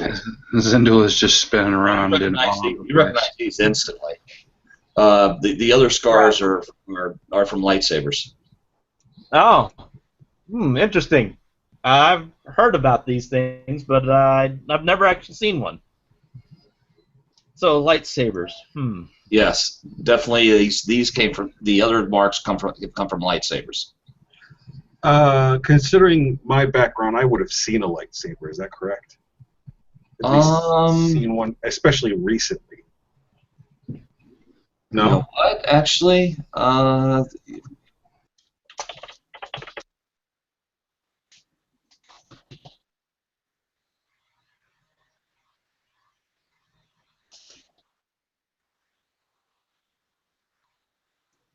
I'd say yes. In other words, you might not have noticed what they were just because you've never seen one before, but Let's see the after effects. well, it's like this. It's like you're saying that you'd recognize these being lightsaber marks. Most likely you would. Most likely you did intuitive guess saying that's what these are. You definitely know. You're absolutely sure of it. All right. So, yeah, Zendula just gets a confused look when lightsabers are mentioned. She's just like, what the hell is a lightsaber? Old weapons were used here. Old battle. Yeah. Weapons definitely weapons from old. Yeah. He says, weapons from an old war. Old battle. He puts his hands, you see his suction cups on the tip of his fingers touch the rock, And he says, only very few use these days. I've only met one.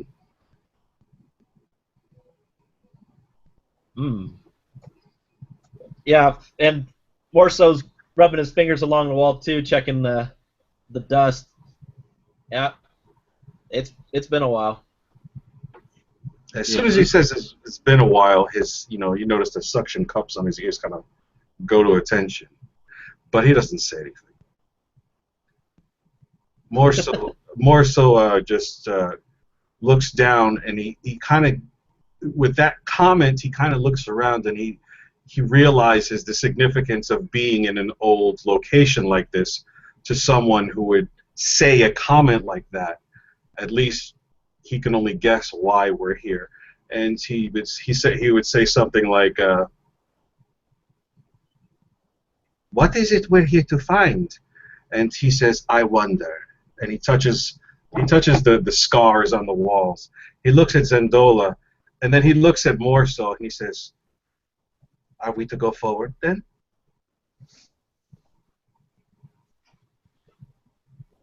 So Morso stops for a minute and checking the. Yeah, we're gonna need to go forward, and I'm looking for the next exit. I guess to make another check to see what else there might be in this room that I need to notice. So I'm making maybe make another perception check or something. I don't. It's on you. I'll tell you what. Well, as I said, you're only in the entrance to this really large cavern/room, so you haven't really seen much yet because you haven't gone that far in. Okay, so basically we're on the ground floor and it just rises up from where we are. Actually, you're almost on a ledge, and I would say not really on a ledge, but you can look down into the room, and you might be maybe about 5 feet above what would be the center of the room, or 5 feet to where you're on the same level as the center of the room. And as I said, this is a fairly large cavern. And it's dark. Okay. And it is dark. Now, wait, who had the natural light vision? Oh, that's yeah, Zabraks have natural low light vision. Okay.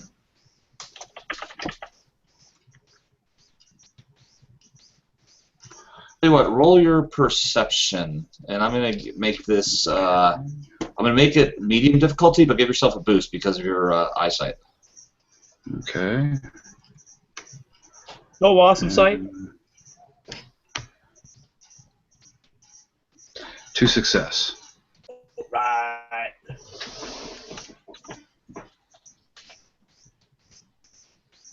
So she's kind of doing the same thing, walking around, looking at the walls and looking around, just like I said earlier, kind of in awe at the size of this cavern, and yet with the confused look when lightsabers are made, or when the comment about lightsabers are made. And she would, as she's looking around, she'd look off sort of to the western direction and deeper into the cavern, and she'd sort of nonchalantly try to make her way over closer to Zix and tap him on the shoulder, and then kind of, without actually saying anything, kind of give a little head nod in the direction down the cavern, and then she'd sort of do the same thing to Morso and try to whisper quietly that she's pretty sure she just saw something move, or a couple of somethings move down at deeper into the cavern. Okay. So, all right. It's at a distance that her low light vision doesn't give her any real detail to what it is, but she's pretty sure she just saw a couple of somethings move down there. She's pretty sure it's not the shadows playing tricks. Okay. So can I? I'd like to make a survival check then. I guess that's, I don't know, is that the best way to do tracking or not? It's something I normally do, but I don't know. Go ahead and do. You know what? Do a survival check. That works. I will give you 2. 2 difficulty on a survival check. All right. I'm looking for tracks and stuff in the little dust around. I've got 1 rank in it, along with 1 yellow, 2 green. If you want me to make it. Go for it. Yeah, Same I thing, have a too. 1 yellow, 2 green as well. So. Okay. Go ahead. You is that how about an assisted check though? Is that I can't remember that we do the assisted checks or not. Assisted check would add a boost to you. Okay. No, I was going to say if you both want to roll it, both of you can roll it. I have no problem with that. Okay. All right. I'll let you do it. It was your idea. All right. Let me roll in. Ooh, no. Okay. Ledge. Had my nose a little too close to the ground. Okay, from searching for tracks and just general condition, you honestly don't think anybody's been in here for a very long time. You honestly don't. Right. What's my other sense telling me? The threat? Oh, okay. Yeah, some checks it's like when you get a threat, you're like, oh great, how am I going to explain that one? Yeah. Let's just say, okay, I'll just say the low light's kind of affecting you a little bit too. Strain You're from really the... not seeing things that well, but your own knowledge says, wait a second, no one's been in here for 20 years. I mean, I don't think there's anybody in here. Okay, so my super spidey senses. I mean, my force ability is sense. So I would be able to detect other things in here if there were other living items other than ourselves. So that's the only reason why I brought it up, was because you asked me to make a force roll before, and that's the kind of thing I'd be doing, would be checking for other entities, I guess. So I guess I would use the other force, my other light side point, to check on that. I'm sorry? So we rolled the force die. I got 2 light side points. I used one earlier to find the entrance, and I'm using one more to detect. I want to try to alleviate Zendola's worries about other things being in here. So I'm using my force sense to detect if there's anything else in here. Okay. You do not feel the presence of any other living beings. Okay. All right. Zendola, she's kind of still staring off down in that direction and looking around still, and I went ahead and made the survival check also. You did? Oh, okay. I just now saw it. Okay. And got two success and an advantage.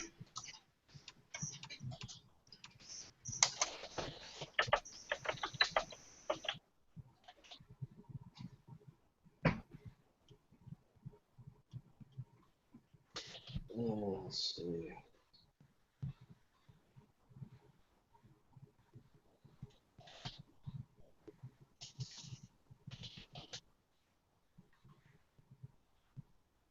Okay.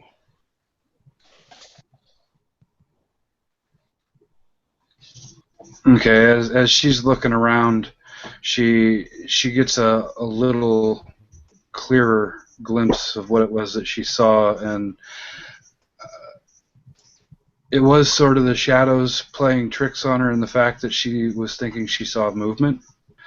But now she's with further inspection, she can clearly see that there are a lot of bodies laying on the ground and sort of propped up against the walls at about halfway across the room or the cavern, and all that lead like a carpet all the way across the cavern floor from about halfway all the way to the other end of the cavern wall.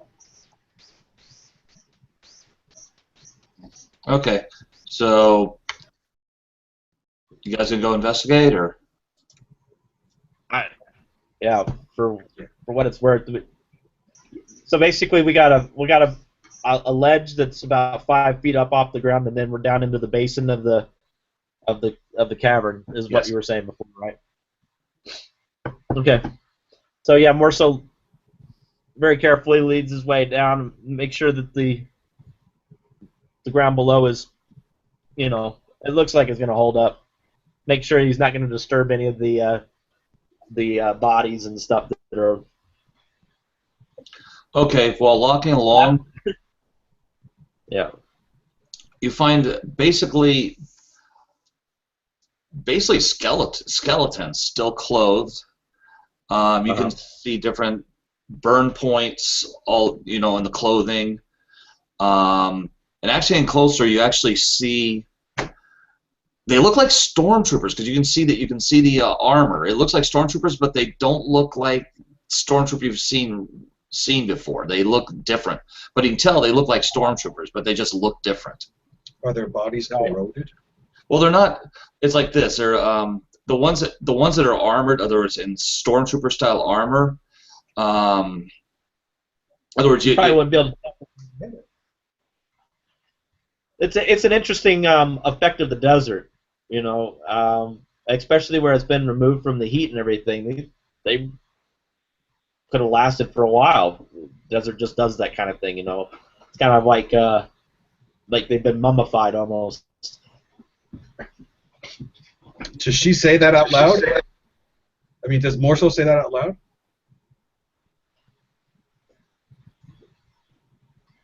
I'm sorry, I can't hear him. Did Morso say that out loud? Did you not? Yeah, I'm just asking, Nathan. Yeah. Did Morso actually say that the mummification process on the bodies was a result of the cooling process in the cave? I've seen it elsewhere. That's the only thing I can deduce. I don't know what else would keep them this way. Zix immediately goes up to a body and takes the armor off. Okay, you find skeletal remains inside of it. So there's no flesh upon the bones. No. I'm just surprised that the equipment's still in such good condition. Tell you what, everybody roll a perception check, and I'll give you. Wait, maybe not perception. Hold on. What's a better one? History, knowledge, Lore. Thank you. Roll a lore check. All right. What's the difficulty on the lore check? I'm going to give you a 3. Let's see. Okay, 3. Zendula has absolutely no idea what's going on. The skepticism of Zix yields something. He has 2 successes. Yep. With a threat. Okay. All right. Basically, the armor, you were right in assuming it's stormtrooper armor. It is, but it's from what they called years ago clone troopers. This is all clone trooper armor. Okay, so that's something new to me. Yeah, clone troopers, you would know about them. You would know about them because, well, you know a little history because of being with the rebellion. Right. But you know about the history a little bit. But yeah, these are clone troopers, not actual stormtroopers. The other thing you notice, there are blaster rifles. A few of them, most of them are holding blaster rifles. And you notice the other ones that the actual skeletal remains, they're holding. You see something else they're holding. A few of them have look like slightly short cylindrical tubes. Okay, yeah. As soon as they're mentioned that they're clone soldiers, Zendula, she just kind of blurted out, "Well, these things are at least as old as I am." She says, "I was born close to the end of the Clone Wars." Yes. However, we must see if the technology stands the test of time. And Zix goes to grab one of the larger rifles to see if they're still charged or if the gas within is still within the chamber and see if they fire. He doesn't fire it, but he just tries to see if he can engage the weapon to see if it responds. I guess I'm going to roll this one.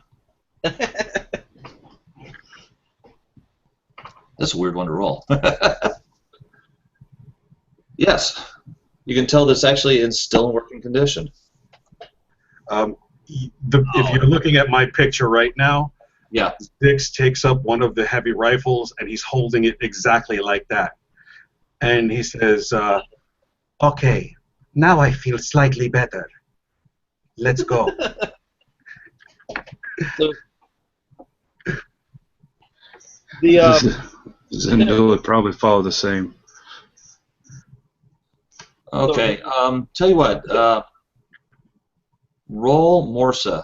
Roll. yes. Perception. Okay. 2 difficulty. Yay, perception 2 difficulty.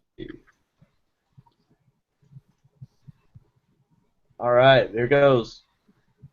"Oh, jeez! Oh! Oh, it's missed. Feel it! Feel it! Oh, man. What a roll. I am now walking on water, people. I am walking on water. Okay, Okay, first of all, okay, this is a big one. Number 1, you recognize some of them are holding. You know these to be lightsabers, and there's at least 3 of them here. Maybe even more, but it's just what you see right there. Once again, there's other blaster rifles too. Right. At least 3 lightsabers. There might be more on the others. You don't know what condition they're in. You also see on the wall kind of a map, and actually it looks like it's the map of the temple or the academy. And basically you're in some sort of meeting room or meeting hall, like a main chamber. And the map points to the west. In other words, you see another room in the west.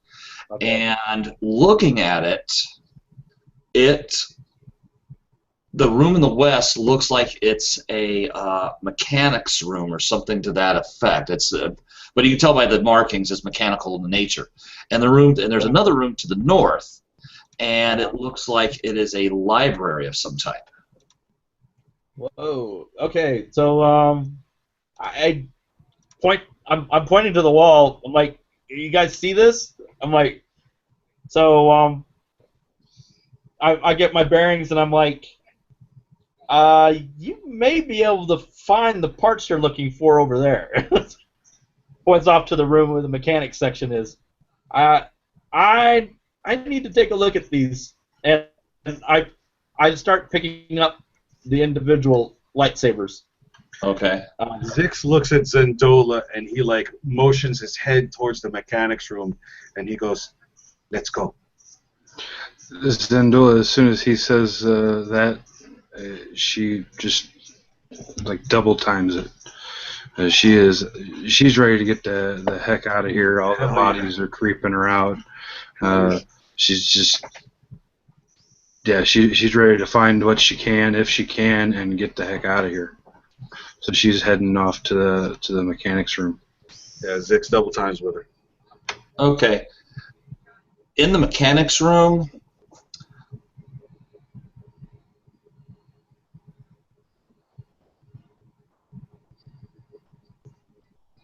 all sorts of, yeah, what the hell, mechanics checked. Okay, stand by. Let's say both you do mechanics check. Okay. Difficulty? Difficulty? I'll go 2.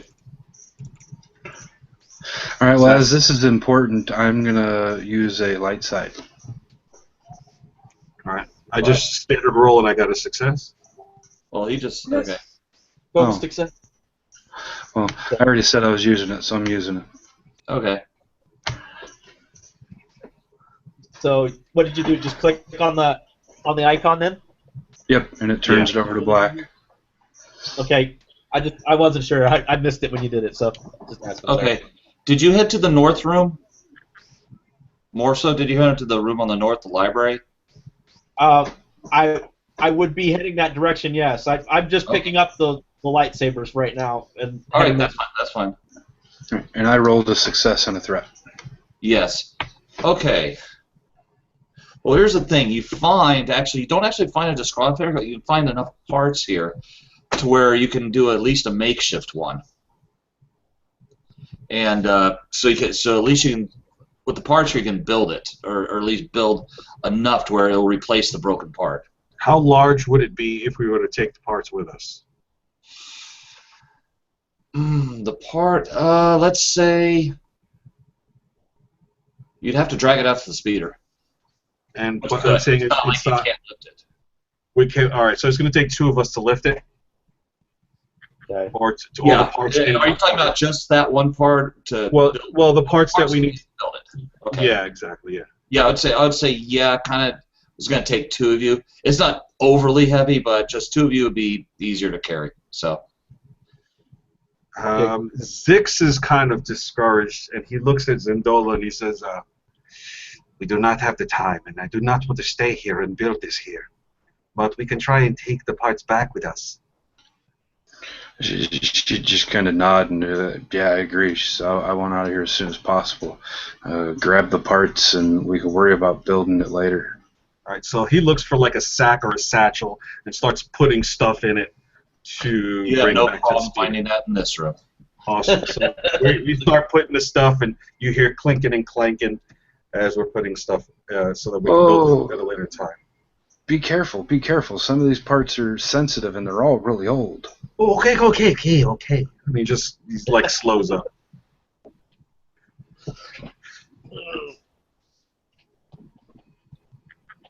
Okay, so you guys are spending some time getting that stuff out to the speeder.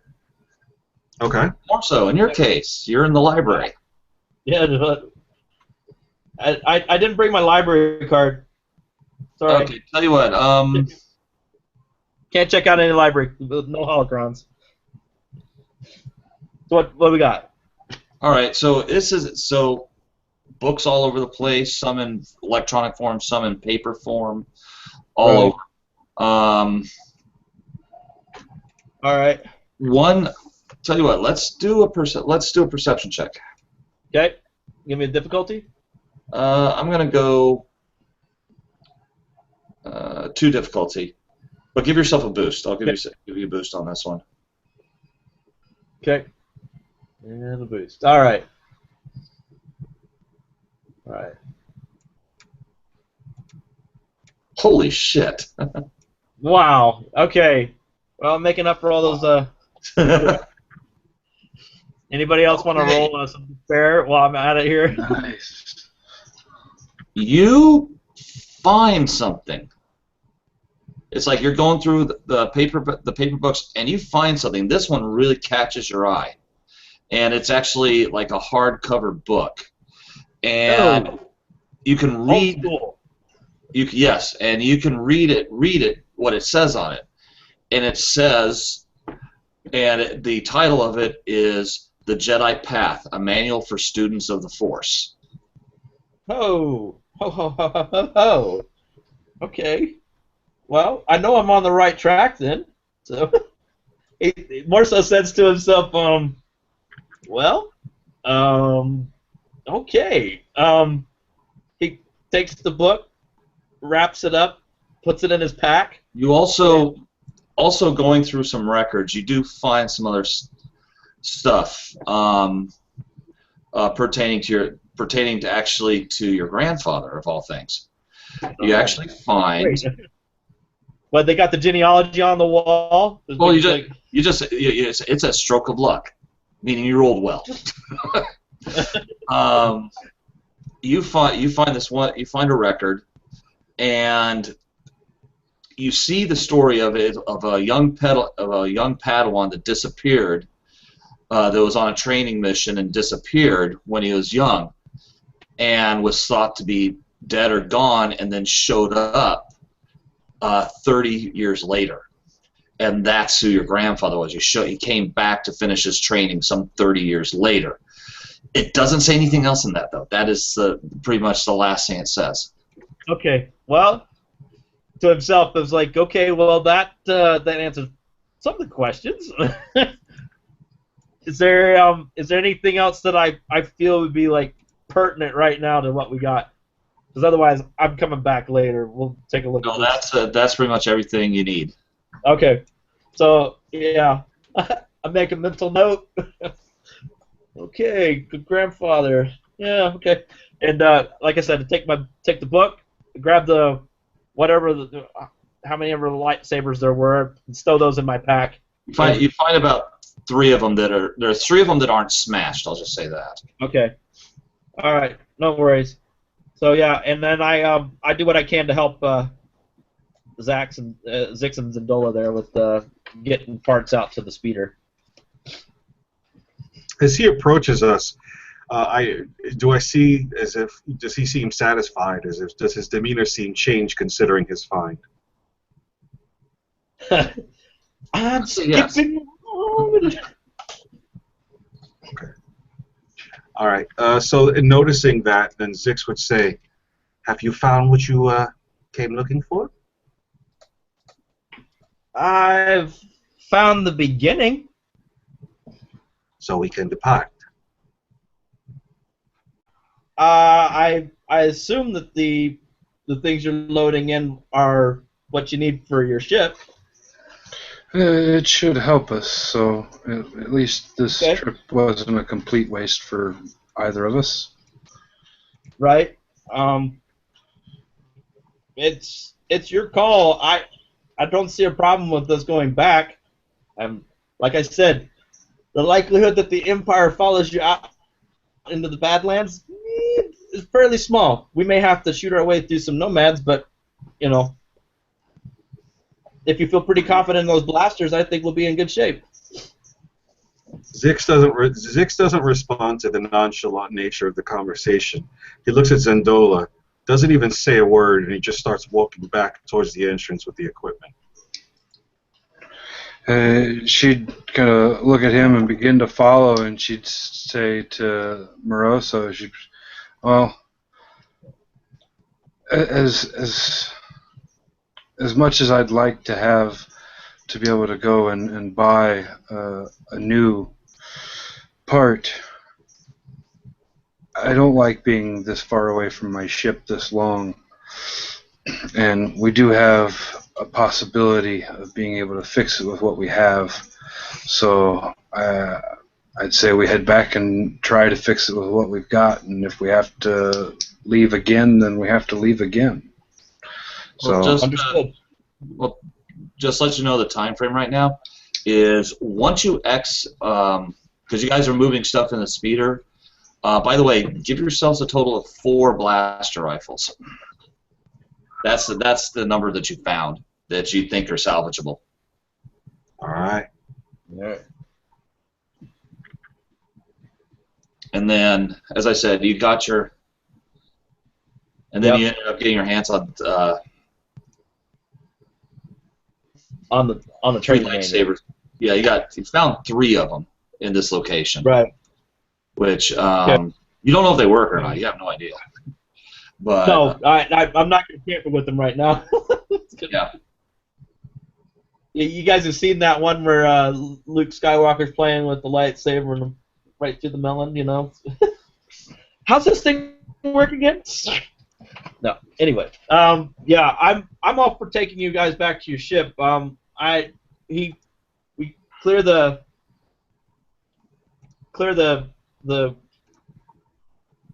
building, get the stuff loaded up, and I'd take us up and out of this ravine so I can get an idea of the time of day and see if we might need to possibly use the previous night's campsite. Actually, you could make it there. You could make it there before nightfall again. All right, so yeah, yeah, the time we've got, I think we're gonna try and reuse the campsite we used last night. So, if you guys are ready to go, we'll go.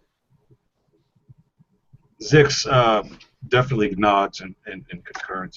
He agrees, and he's ready to go. yeah, it's time to go. Let's go. I'm ready to get home. All right, sounds good. So, we make the trek back to the cavity in the rock where we spent the night before. Need me to roll any? Pretty much an uneventful trip. You guys make it back there, able to set up camp. everything's sets well. No trouble on the way there.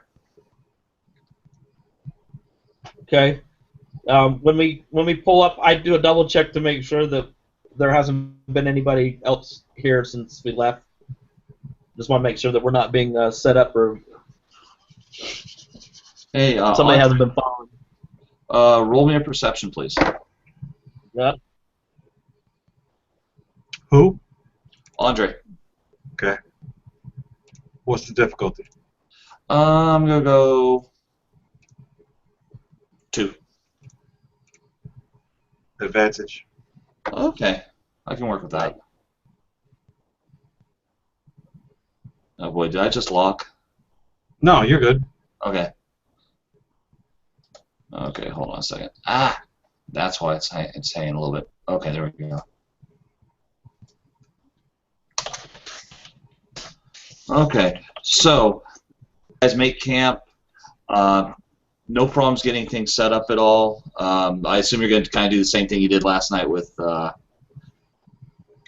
set up. Okay.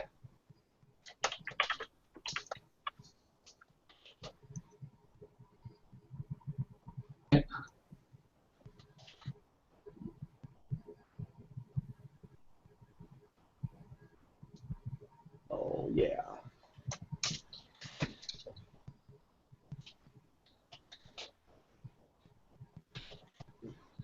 So we basically make it. We go through the night again. I pull a 4-hour and they get the last 2. Yeah. All right. Yeah, rise and shine. Okay, so Okay, go on. we're gonna So make the we- last 4 hours back then, huh? Well, Okay, so at the swapping of shifts, the Zix looks at Morso, and he says, the tome that you have found, I noticed it.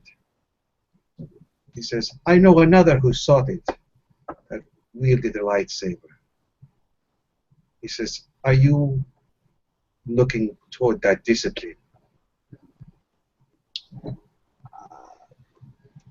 I don't know. It's what I'm looking for details about my father or my grandfather. I actually got more than I would have expected from a 20-year-old ruin. So, I don't know. You got to understand. I grew up on this planet. I really don't. As far as contact with Jedi and that kind of, I haven't had no experience with it whatsoever. So this is something new for me. So as soon as he says the word Jedi, that really changes the tone of the conversation. I have an echo. I'm sorry. But he says, so we both know the Jedi are the more, but now you seek to become one? Morso puts his hands up in the air. I don't know. It's kind of hard to explain. I've been kind of. It takes about a moment, and it's like, do you know what? There's some species that deal with, like, they have a quest, like a vision quest. I guess is the best way to describe it. Some of the tribal nomads talk about it here, but that's kind of what it is. I don't really know exactly what I'm looking for. I just feel directed to these things. So I do not understand. Rodians are more hunters, but I can understand being drawn towards something similar to the hunt. And what you seem to be looking for is something that may direct you towards another that I have met before. It depends on how our relationship continues, if it does, and how long it persists. But there are others like you seeking answers similar. Zix turns and says, I will take my post now. I appreciate you taking time to talk to me. Lady, you're welcome. It's gonna take you a little while to get this part fixed on your ship, isn't it? It will take some time, but it looks like Zendola is a good pirate, and along with my skills, together we may be able to do what we must in order to escape, or at least have her ship repaired and proceed forward from this point. And from there, well, we do not know what the fate has for us, but we will do what we must to survive. That is, he looks around at the sand and the rock and the red terrain. That is all we have to do now. He says, you are quite keen at surviving in this terrain. He says, Rhodians are not built for this. We seek water. I can find you water. We have enough. And he says, but for now, you should get rest. I will take the watch. Long day tomorrow. We have a lot of repairs to do. And Zendola has the next watch, so she must rest too. Zix turns around and he looks towards Zendola, almost like, out of concern, considering the discussions that he's having with Morso. But he then takes his post and takes the long blaster rifle, and he looks at Morso, and then he looks away, like into the starlight, into the dark horizon, looking into the horizon to see if he can see any disturbances. Zix is definitely has a lot on his mind considering the events that have occurred. So Morso does his thing and hunkers down and the way he normally does in the desert, and if you didn't know he was there, you definitely aren't going to find him.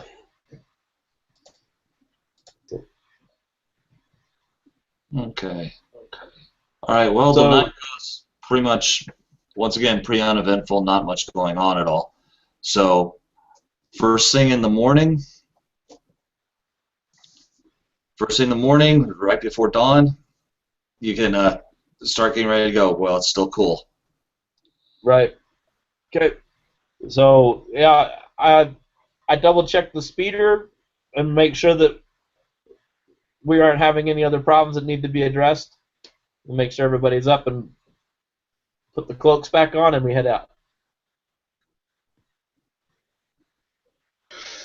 Yeah, the main difference that you'd notice this morning is that when you wake up, Zendula is not the last to get up, and other than for the stuff that Moroso is using to sleep with, camp's already packed up, the speeder's already loaded up, and she's got an extra ration pack sitting out, and as soon as he wakes up, she hands it to him and says, "Here."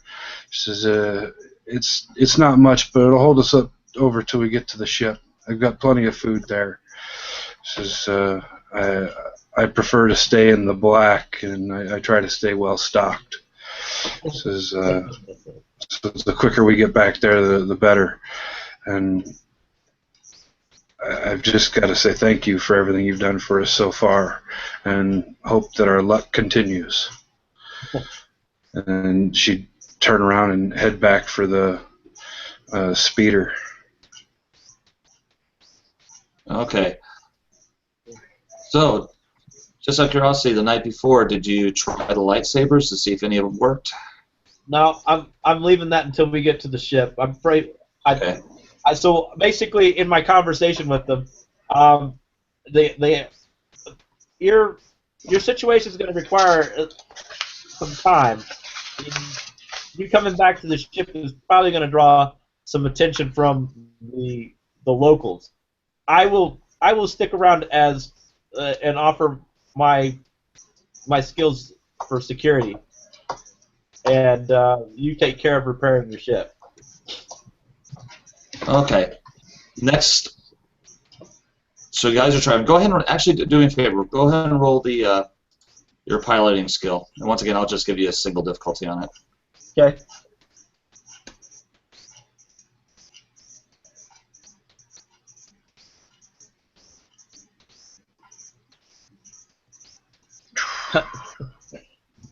We have liftoff. We are in, forget your ship. We're taking off here. Oh. You're getting good gas mileage. I tuned this baby really well. Okay. So anyway, once again, no problems at all. You get to the ship. It's as you left it. It looks like no one has been here. Oh, hey, good news, guys. It's as we left it. You should be good to go. We'll go ahead and Zindula lets out a long sigh of relief, and she hurries up and hops out of the speeder and kind of runs up to the edge of the ship, and you can see that right next to the loading ramp, she's kind of gives the ship a rub, sort of a loving caress sort of along it, just not kind of like a car guy does his old muscle car or whatnot. Just the oh, it's safe. And she puts in the code to open the ramp, and as it's coming down, she looks back to Moroso and she says, this thing's got a large enough hold in it that we can park that thing in here so that it's protected. But it's entirely up to you. She says, my cargo hold's empty at the moment. well, as long as it's not going to be in the way, I'll get a couple of things off of it, and I have no problem parking it up there. All right. So who's trying to do the repairs? And I think I will. I've got one yellow, one green. I think Andre just had 2 greens for his. I have 3 greens. And now, if he wants to do an assist, that would give you a boost die, right? Yes. Okay. Sweet. All right. I will give you. If you need me, I'm here. Okay. I'll give you 2 difficulty.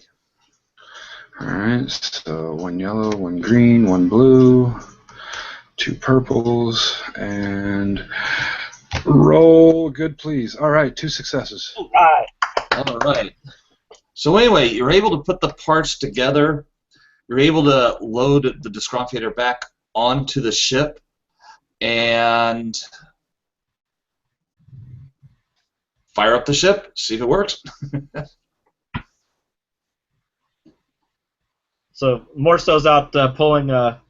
Found himself a spot to keep watch on things. So. All right. What do you want me to roll to see if it'll fire up and work? I would say just piloting skill 1 difficulty. All right. So let's see. That's boom. Boom.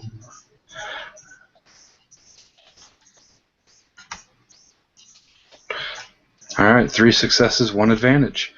So it fires up and purrs almost like brand. Oh yeah, this actually will do the same as a brand new part would have. So it's like, yeah, I'm moving. Guys, Zix, Zendola, we got company. If this thing's gonna fly, we need to get up. Well, I'm ready when you are. Zix, All right. Zix runs to the front to sit at the co-pilot seat, starts manning the controls for the defense, and fires up the shields. Okay. Yeah. As Zix gets into the cockpit, she sort of points at 2 different locations. She says, "All right, shields are there, weapons are over there. There's let's see, what is it? There's a dorsal-mounted twin laser cannon, and we've got shields equal to 2 in front and the 4 defense and 1 in the aft. Okay. And Okay. And she begins to make ready for actual takeoff. So, Kevin, I need to know. Can I make a judgment call as far as like distance? How far out we're talking here, and maybe how fast they're. You're talking about how fast. In other words, are you talking about how fast you fight, or can you get on the vehicle and get? You have enough time to get in the vehicle and get. Okay. No worries then. I'll go ahead and do that. It's like my first trip off planet. So, is there a seatbelt? Any safety harness? Yeah, it's called the gunner slot. Okay. Well, the gunner slot. Well, yeah, this thing's actually made for just a pilot and co-pilot, so the co-pilot is sort of the gunner. Oh, yes? Okay. I thought there was a separate gunner. No, there's no separate gunner. It's It holds 12. sort of it's a light passenger type of freighter. Okay. So I mean, it's got space for 12 passengers with quarters, plus an encumbrance range of 120 for its cargo hold. This thing is literally just a big, slow tug. Okay. And I'm going to say, since you fired it up earlier, you didn't unfire it up and shut it down, so that's pretty much how your start to get out of here. So, so let me one thing. Hey, so can you close the hatch from the back from the front? Yes. So as soon as she would hear you come running up the ramp and into the ship, she'd hit the buttons on the dash to shut the ramps, and she'd full throttle punch it to make atmo. Okay, and also you also have capabilities of like running a sensor scan, so we could at least get an idea of what's might be coming our direction. Yep, medium range sensors. All right. Okay, so yeah, I'm the last one on. I'm like tapping the sidewall. Hey, I'm on. okay, so I'm already giving you that you're able to take off. And, yeah, she's going to use her full throttle, and like I said, she's just going to punch it. She's getting the hell out. Okay. So that's... All right, so you're able to get off the planet, you're in orbit.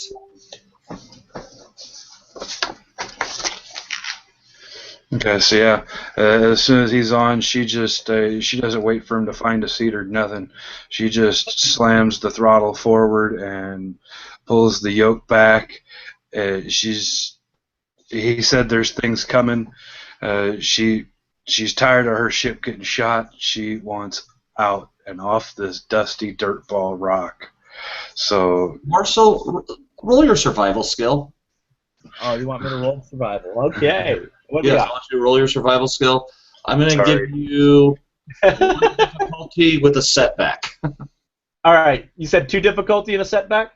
1 difficulty with a setback. Oh, 1 difficulty. Okay, no worries. You didn't expect this to happen. That's why you're getting the setback. Yeah, I'm a fish out of water. Okay. Yep. All right, roll, baby. Damn! You and your rolls. nice. Okay. The force is with me, but I don't know that. Yeah, he takes I'm off. really lucky tonight. Yeah, okay. Well, screw it. I don't know how to. Okay. So, Wow. He takes off. I kind of stagger and lose my balance, a little tuck and roll, and end up next to my speeder, kind of arm propped up. Okay. Oh, this is the way it rides, huh? Which the speeder is strapped into position so it doesn't move. I lock down all my cargo always. Okay, so, all right. If you're ready to hit you're in orbit. If you want to hit if you want to hit an astrogation check, you can. Yeah. And I got Well, we one don't have yellow, any- one green. How what's, about you, Andre? With that in mind, Zix would look at Zandola and say, What coordinates would you like to enter? She'd look back at her and she'd say, well, they shot my contact before I was able to get any more information on another job, so I guess it's up to you. Where do you usually seek employment? This is, typically I try to make medical drops and stuff. I try to help people that the Empire's screwing. They've not been nice to my family since they became the powers to be. They've not been nice to me, so I try to screw them where I can. Zix Someone's does that the way laughing for it. snort, Yes. I suggest we go to Hoth. She says, well, if that's where you want to go, that's where we'll go. And who knows, maybe I can get paid for dropping you. The rebellion is there, and someone that may be interested in meeting more so is also present. Oh, wait. Okay. Yeah, I've never been there, but like I said, I'm happy to go. That's where you need to go. That's where I'll take you. Unfortunately, I am not as happy. It is freezing in Hoth. But we will go, and I appreciate your willingness to take me there. She says, well, freezing. He says, I got some cold gear here. We can see if it'll fit you. That is perfect. Thank you. He starts to manipulate the controls, and if you'd like, I don't know, GM, since we're not under threat, if it's necessary to roll for astrogation, but I can do that if you want. Yeah, I got one yellow one. I'm gonna let this one go. I'm gonna let this one go. You know what? Yeah. The whole astrogation check when you know what you're doing, especially when you're not stressed about it, I don't see the reason in having to roll that. Really. Right. Okay. Hey, but just an off note, did the scanners pick up anything on the way out? Was anybody on the scanning way? I'm just curious. I didn't know what might have been following after us. So. I would say that yeah, I always run a scan before hitting hyperspace if I have the time. If like I said, if we're not under pressure or anything, I'd like to think I probably did. Okay. Nothing. Yeah. Okay. So yeah, we put in the coordinates for Hoth, and as soon as he tells me it's ready, I hit the hyperspace switch, and the stars and everything kind of stretch, and everybody on the ship sort of feels that sort of moment of the change, like the change between speeds, like the ship just sort of vibrates different for a moment, and then poof, off we go. Okay, and you guys are off, and you are on your way to Hoth. You hear from the cargo bay, oh my, what the heck? Never moved that fast before in my life. How? I always wondered how hyperspace works. Actually, how much time you're actually traveling, because different things make Depends on the other times a week, depends on the engine. month. I don't know. A lot of variables to it. I mean, it depends on the engines, the distance. I mean, you are traveling faster than light, but it's not instantaneous. No, it's not. And it would also depend on whether or not you've hit any hyperspace routes or any of that. Okay.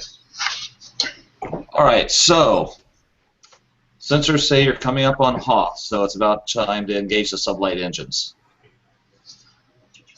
Okay. So yeah, she'd drop us out of hyperspace as soon as those warning indicators come up, and see what do we see. Okay. You come out of hyperspace onto Hoth, and all the stars appear normal. You see the planet and the entire Imperial fleet. Oh, hell. Well, I'm sitting in cargo. Wait. What the heck? She'd immediately I'm look just trying to to get adjusted. she'd immediately look to Zix and she said, "Well, I don't think we're landing today." Right. Zix kind of chokes on his own spittle.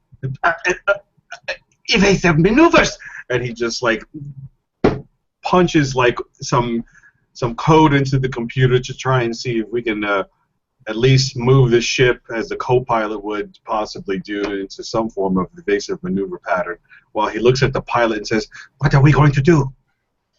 She She looks to him, he's trying to put it through evasive maneuvers, like he said, and she's, well, you can't stay here, and hyperspace is going to be our fastest way out, so punch it up, let's go. All right, now get us out of here. He's going to roll for astrogation to get the fuck out of there. I don't care where we go, just get us out of here and fast, damn it, before they notice we're here. All right. Roll your astrogation skill. This time difficulty, because you're really pressing for time. Uh-huh. I'm going to go 3. 3 difficulty. All right. That's You didn't one of like those. that one. I pull. You do a barrel roll. Imperial fleet. Well, at least, I mean, we could do that. I mean, but I mean, evasive maneuvers is more than just, you know, swiveling about. It's also we don't even know if we're being targeted right now. We want to turn the ship around. So we're going to try our Anyway, best. you take an extra. She just puts it into a hard left bank Switch turn. the difficulty down to There's- 2 if you take an extra couple minutes. What's that? Sorry, say that again, Kevin. I'll let you shoot the difficulty down to 2 if you take a couple of extra minutes. No. I will not do that, as I already rolled 2 successes and 2 Oh, threats. jeez. I didn't even see that. Okay. Yep, so mid hard left bank turn, she is, as he punches in the astrogation, she punches the hyperspace again, and everything stretches and. Now here's the thing. It's going to be a rough ride. So you hit it. It goes. You get out of there and quickly. Oh no. However, you don't know what quite. Okay, now you're kind of like, okay, where are we gonna go? Because the base I was supposed to go back to is being invaded. Right. Zix is his antennae, or little cups are wiggling with excitement or angst, one or the other, and he looks at Zendola and he just says, I do not think they will survive such an assault. With the size of the fleet that was there, I don't know who's already there down on the surface of your people, but with the size of that fleet, I'd have to probably agree with you that they're either not going to survive or they're going to have to run. So if they had to make an evacuation, where would they go? We could always adjust our coordinates and go there. I was supposed to return to find the rendezvous point. I did not make it. I don't know where they'll be next. That's not good. No, it is not. Tell you what, you guys want to take 10 minutes? sure. Okay. All right. We will take 10 minutes.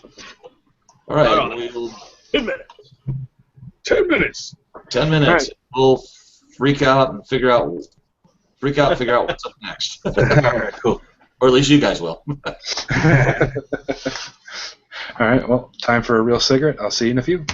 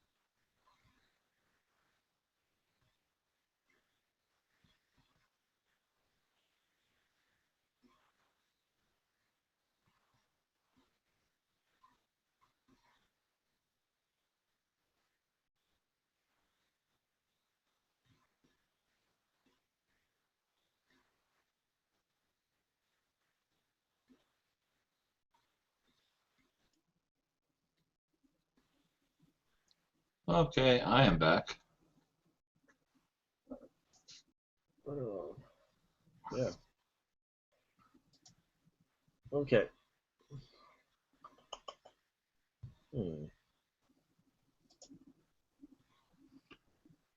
Yeah, so I'm just getting jerked around, you know. Hmm? Yeah, I was gonna say I could contribute to their dice pool, but that's the first time I've ever been in space, so I don't know how that would work out. I mean, I have like 3 dice in the astrogation and mechanics and stuff, and I'm like, I've been bound to this planet for 35 years. I'm like, I don't know, don't have much experience with starships, so. It's, well, as I said, the character that you drew up, Uh-huh. that's not bad. I mean, it's definitely, it's a starter, and to be honest, all Force using characters as starters Oh. are pretty weak. Oh, I like it. I mean, I think it kind of threw them off when I'm shooting a slug thrower, and they're like, "What?" Here we are firing blaster pistols, and we're in the old west now. You know, it's gonna. But yeah, I don't know. I was planning on taking some time to study the book and stuff, but I don't know. With the way we're bouncing around right now, I don't know if that's a wise idea. Mhm.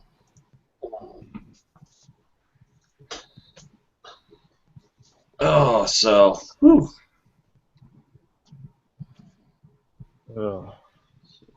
Well, I can definitely see. First time out, I'm kind of like, okay, I can definitely see where I need to work on things now. Oh no, I completely understand. It's I've been yeah, I've been working trying to figure out how this might work as far as a play-by-post environment. This game is not designed for that kind of environment. No, you It's can't not. do it. You can't. Well, you lose all Sorry, I'm late. the dramatic feel out of it. No problem. So Oh, how you guys doing? I am having a blast. Yeah. Okay. Sorry, I'm late. yeah, Oh, no, don't worry about it. I was gonna say yeah, because I know it's East Coast for some of you guys over there, so I know it's late. yeah. So. Midnight for me. I've got So another Andre, hour or two in me. So Andre, is it a little different being on the other side? I love playing. I mean, I rarely play PCs, but you know, for me, I just you know, it's always just more. It's like playing NPCs all the time. Yeah. There's no regulation, so you just get to play. So it's fun. Okay. Let's see, because let's see.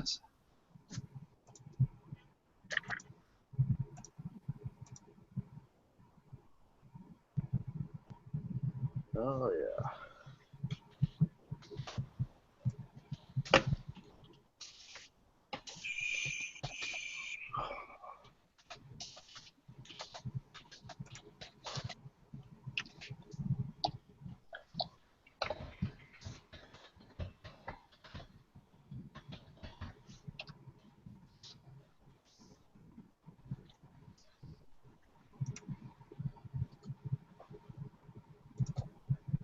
Yeah.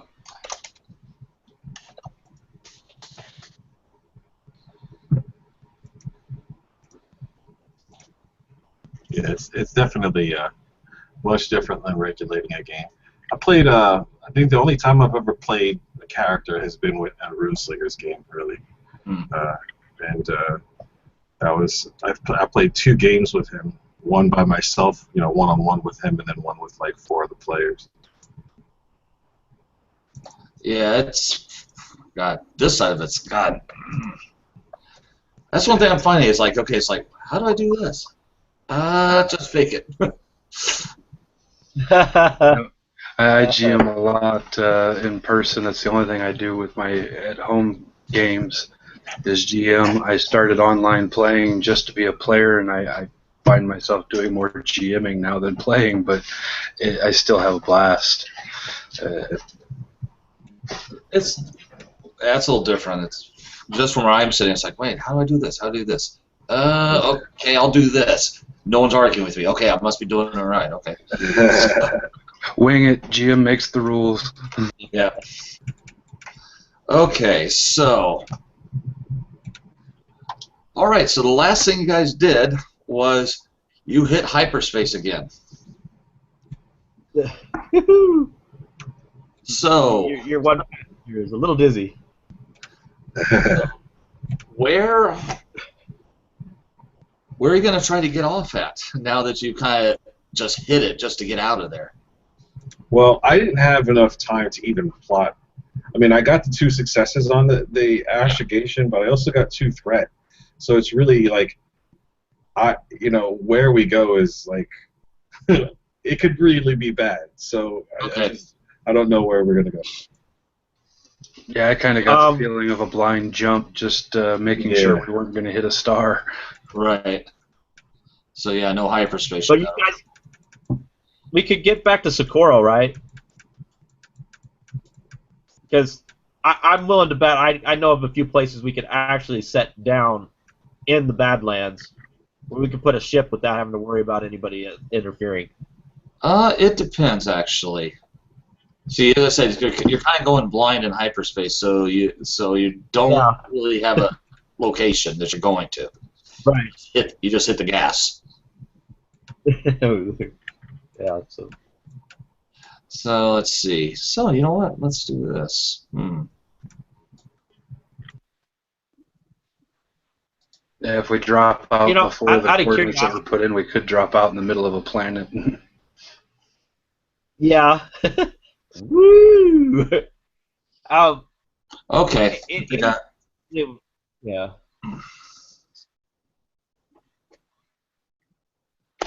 Okay, let me think about this for a minute. Go ahead. Hey, Andre, were they expecting you? Like you specifically? Those that were on Hoth, were they expecting you? I think Zix, based upon the response, or at least the conversations that you would have had with Zix up to this point, it would have been like, it would have almost seemed as if he was reporting back. That would be the feeling that you right. So were they expecting him at that moment? Probably not. Yeah. But it definitely it looked like he had some type of routine set to go back there. What would be the possibility that maybe they were sending like a coded frequency message in the event that something like this happened, something that you might have been able to pick up. Yeah, that's a good thing we could role play, because I mean I'd have to think about that as I'm in character, but that's a good question to ask. Right. This Zix at some point. Yeah. Okay. No worries. I just double checking. So. Yeah, because I would that's the GM in me is gonna want to improv that, but I also want to surrender some of that information to Kevin. As to whether or not. Yeah, if you guys haven't figured out already, it's like because all of you are getting instant messages from me when it's just stuff I don't want to share with the group. So. Right. Yeah, it does make it more interesting. So, okay, let's do this. Excuse me. All right, you guys hit. You guys see a hyperdrive is starting to go a little nuts. In other words, it's basically almost a hyperspace shadow coming up. So you're coming up on something, and you need to get out of the way. So that's good. So you need to trigger the sublight engines to figure out what it is. All right. So we have something that's interfering with superluminal speed right now. No. It's in other words, since you just hit it, it's like all of a sudden hyperspace shadow means it's physically there, but you're in hyperspace, so it exists. and therefore you're going to need to shut those to keep from crashing into it. You're going to have to hit those. You're going to have to turn the sublight engines back on. Oh, definitely. Let's do that. Okay. It's not my call though. You know, it's like the pilot has to initiate that. Yeah. So as soon as this shadow shows up in the hyperspace, Zendula, she would instantly relay that to Zix and reach up and hit the subliminal engines, and the ship would just instantly drop out of hyperspace and sort of give you that feeling of the nosedive you get in a car when you have to slam on the brakes. Yep. I mean, you wouldn't necessarily go flying or nothing, but it would definitely be a little stronger than the nice smooth sort of vibration you feel of jumping into hyperspace. And when we do that, what do we see? Okay, when you pull out of the you see a planet there, and the planet, it's looking like a desert planet of some type. You don't really know where you are right now. Okay, so at this point in time, Zix would roll his astrogation to see if we can plot our current coordinates within space. Okay. So what's my difficulty? I'm going to say difficulty, I'll go 3, and if you get assistance, you can get a boost. All right, Me so... or you want... Okay, go on. No, I was just going to double check. I guess Zendula would be best for that. Oh. Okay. I was just talking with Kevin about this. I'm new to space, so even though I have dice in astrogation, if it's not stargazing, I probably have no idea. Okay, just give me 1 second. I'm looking up a specific skill. All right. Yeah, either one of us could All right, use so anything to check the star charts to find out where we're at. all right, so let's do an assisted roll, Zendola. So Zix would look at Zendola. They're obviously two very talented pilots, so a lot of the stuff would be unsaid, and we'd both try and manipulate astrogation together. What's your score? What's your astrogation? Let's see, astrogation. I got 1 yellow, 1 green. I have the same, so that we get the boost die that way. Okay. All right, so Zix would click in astrogation to see if we can find our current coordinates in space, and he clicks the buttons, and bloop. Wait, that was no, that was a false roll. Oh. I didn't have my difficulty set. You said difficulty of 2? Yeah. All right. Damn, too bad. That's I all got right. excited for nothing. Yeah, no, that would have been. All right, so we got so we got 1 success and 2 threat. Okay. You have figured out that you are at the planet Jakku.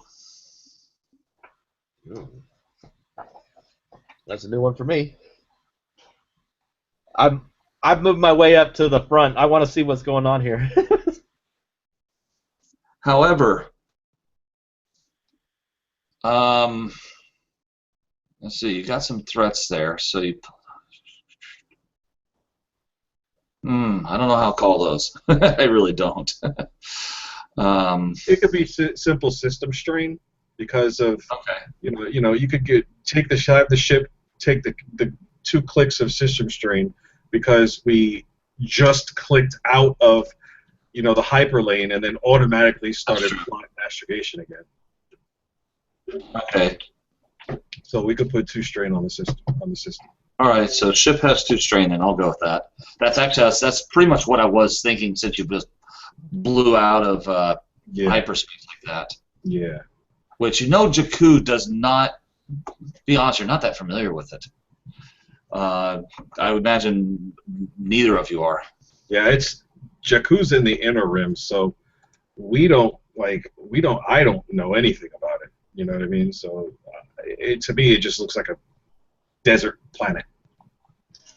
Yeah, Zendula's made drops and runs all over the galaxy, be it mid-rim, inner rim, or outer rim, but she's never been to Jakku. So with the coordinates set within the astrogation unit, Zix looks at Zendola and says, Jakku system.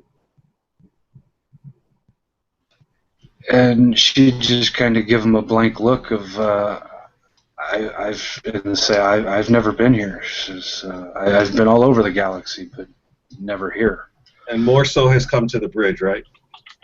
Yeah, I've come to the bridge. All right, so Zix looks back at Morso and says, are you familiar with the system?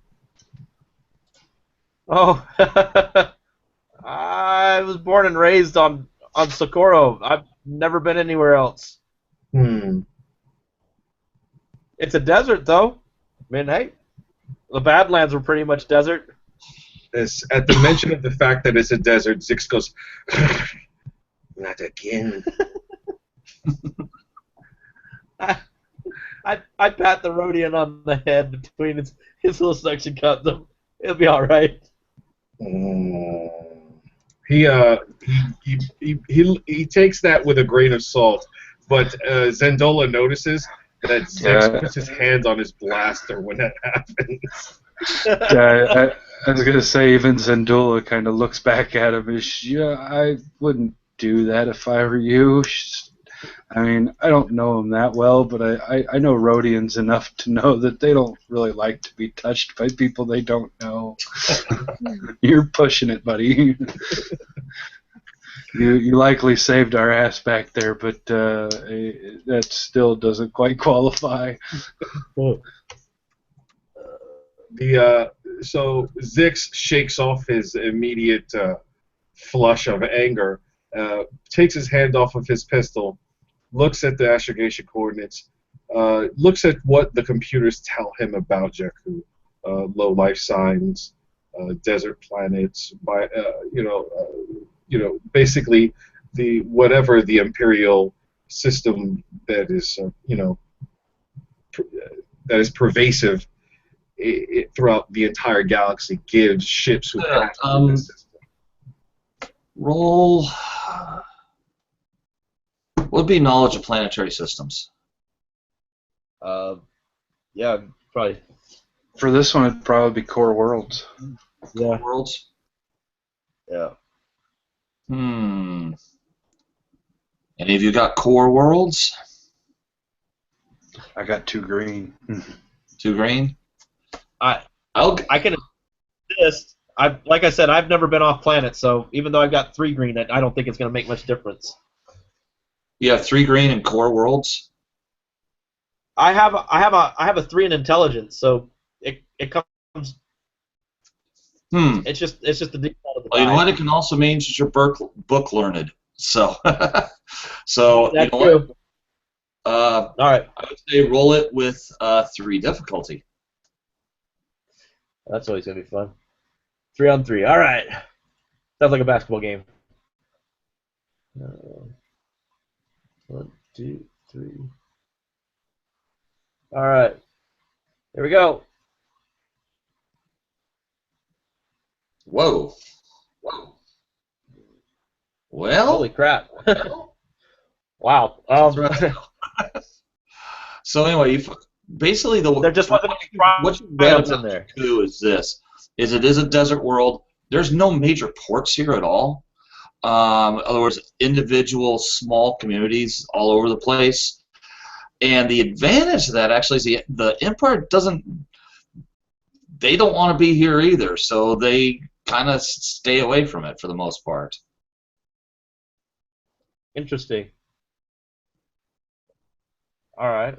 All right. Well, they yeah.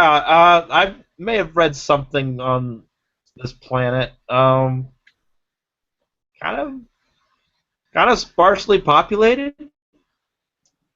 Plenty of places we could just set the ship down for a while. I mean,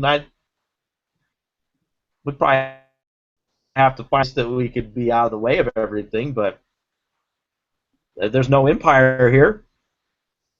Your call. That's what I've got. No empire's a good thing, but and I can't just be flying all over the galaxy without making any credits. That doesn't put fuel back in the ship. Now, granted, it's got plenty of fuel stores, and we've got quite a while before we run out. But I can't just be hopping all over the place without finding some work, some credits. I mean, I am a privateer here. And I don't have anything to drop here to get paid unless we want to sell your speeder. What would be the nearest location for you then? You need to make contact with somebody. Let's see, Core Worlds. I don't have a book on me, but I've got contacts all over. I mean, we could head from here to Ord Mandel. We could head to Monastery. We could head to the Mandalorian sector. We could go all over the place to where I've got contacts and maybe got work. But aside from that, I don't know offhand. But I do have to go check on a couple of things back in the hold either way. So it's up to you guys. We can land here if you want. Well, hey, if I would just say we're probably okay holding here for right now until we just figured out where we need to go. I mean, I pull out the book out of my pack. I still need to take a look at this. So I mean, I'm not obligated anywhere else. Considering that we are under no threat, it may be best to go where there is no Imperial presence. And perhaps we may find parts to further repair the ship. Sounds good to me. So Zendula would then start checking on the computer for probably the largest population on the planet, where she would feel that there's the best likelihood of finding spare parts or just a nice place to land and be left alone.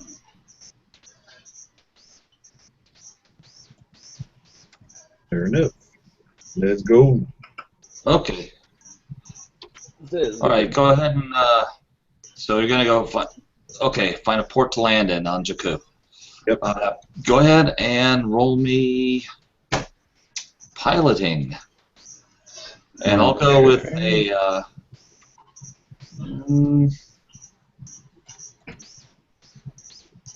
I'll go with easy difficulty on this one.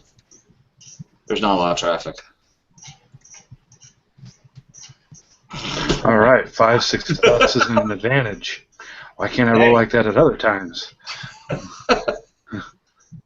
right, so advantage, I would use that to say that she's obviously easily capable of finding a place, but she's able to find a nice size, probably the more one of the larger settlements where she feels that she's able to find a parts dealer that she might be able to make some deals with. Okay. All right, you're able to land a ship without a problem. In fact, in a way to where it's, for lack of a better term, kind of hidden in a way, to where you don't have to worry about anybody finding it later on without kind of a deliberate search. So, so yeah, as I said, with Jakku, like I said, there are no real ports here. So, people just park out, for lack of a better term, in the sand, and they travel to wherever that is they're going to. So literally, it's once you get landed, you're figuring you're probably about a 15 or 20-minute walk from the settlement that's there, and it's a decent-sized settlement. So yeah, she lands about a half hour's walking distance, maybe 5 minutes worth of speeder travel. But she puts down in between some dunes, so that way nobody can come across the ship without cresting the dunes first, and goes to check on her things in the cargo bay that are her personal effects and stuff where she keeps a lot of stuff and where she keeps her payments and whatnot. And while she's there, she finds a not a comm link, but a recorded message sort of device. And when she comes back to the bridge, or not the bridge, but the cockpit, she looks at Zix, and she says, "Well, the message on this thing here says that you were supposed to be my next cargo, but it doesn't say where I was supposed to take you, so I'm guessing I was supposed to take you to Hoth. But we've obviously found out that doesn't work. Do you have anybody you can contact, or any way to contact anybody from whether they're on Hoth or anywhere else?" The only location I know besides Hoth that would be a universal rendezvous is that one called Haven. But that is only a last resort. And I am not sure if I would have clearance to even get there, considering our current status. It may be not so beneficial for the rebellion to welcome me back until things quiet down, considering things went bad on Socorro. But I am not sure. Either way, it's good to know that I do have a cargo. And she just kind of smiles and gives him a wink.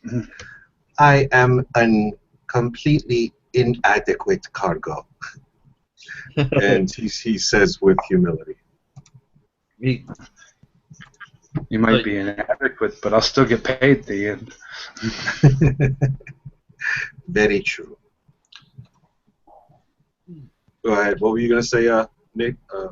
I was just gonna say I'm a little bit I'm listening to what they're saying. I have no clue what happened before they landed in the Badlands. So right. Yeah, I'm kind of nodding like okay.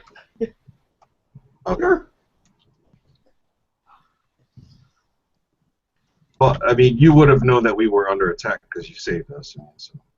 Yeah, but I don't know what happened before you got there. So I'm listening. I'm like, oh, that sounds interesting. Okay. Gotcha. Tell you what, roll, Sean. Roll me. Yep. Let's see. Hold on. I just found it. Got an interesting one for you. Roll me education.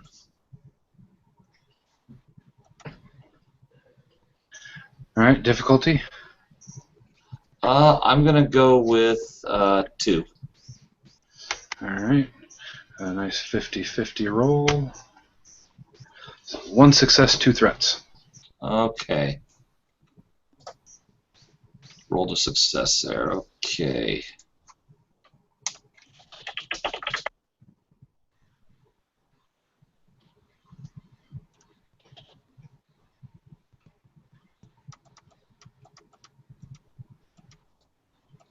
Okay, so you guys have landed now on, you're on Jakku, and you're going to try to get some more parts or get some barter and trade a little bit to get the ship a little better repaired.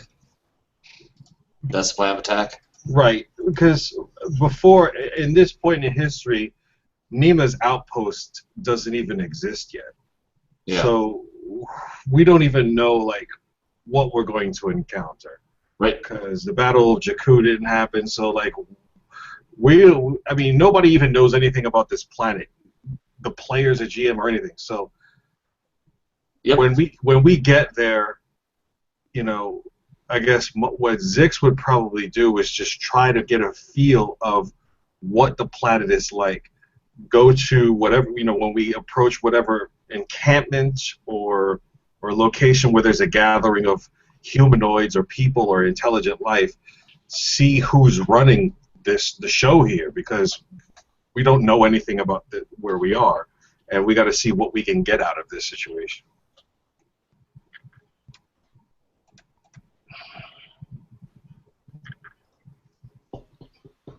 Okay, so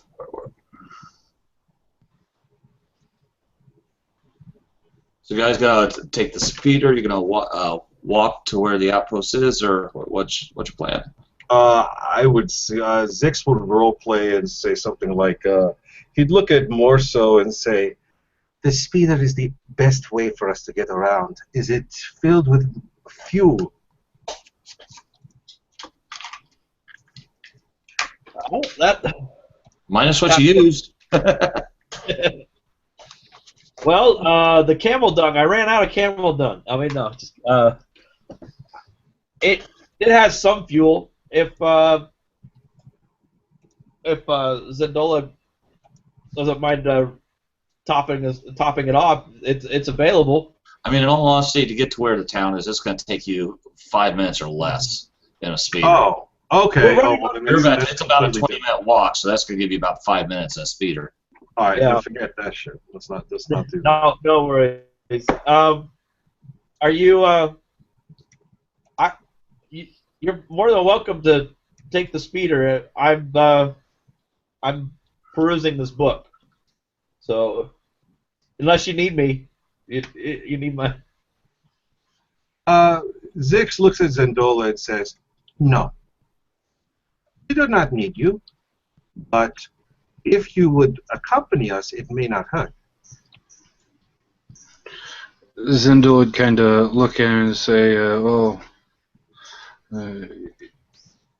we don't necessarily need you, but to be quite honest, I mean, I don't really know you, and I don't want you sitting here on my ship alone.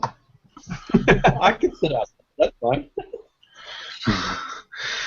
Says, I do have things here that are valuable and precious to me that I just, without really knowing you, I'm not comfortable leaving you here alone. Says, this ship is my everything. Understood. I mean, it's fine. He heads down the ramp and finds himself a spot away and goes to perusing his book. All right, so she does her standard bit and she locks down the ship and whatnot. She like closes off the corridors and all that and leaves him the ramp open, so he at least has a shaded area to where he could sit on the ramp or something. But she locks everything else down, and they go ahead and make their walk into town. And while they're walking, she's playing the recording over again, this time so that Zix can hear it. And it's just simply a female voice saying that I'm supposed to meet up with a Rhodian by the name of Zix, who needed transport off of the planet and back to Hoth. And while she's listening to this and listening to it out loud so he can hear it, there's sort of a clicking form of static through it, and she's kind of, you know, with the noise of the ship and all that earlier, I didn't quite hear this. She says, that almost sounds like old sort of Morse code type of, or maybe there's an underlying message or something in this. We may need to find a computer or a translator or something while we're out, or just wait till we get back and see if the computer can decode it on the ship. But it doesn't sound like just a basic recording to me. Does it? What, do you hear that? I do. However, and he looks out in the sand and the horizon, finding a slicer here may not be optimal. We have to hope for the best, though. I agree. We must find out what this signal says. All right, well, I think while we're looking for some cheap parts, we might want to try and find a slicer while we're at it. If we can't, not a big deal. We can plug it into the ship and see if it can figure it out. An astromech would help too. An astromech would be great, but I don't have enough credits to be able to afford that. I mean, those droids are expensive. Yes, but we may not need to purchase the astromech. We may be able to lease the service from its owner. Good point. I hadn't thought of that.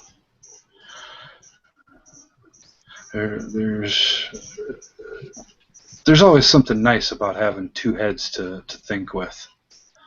I agree.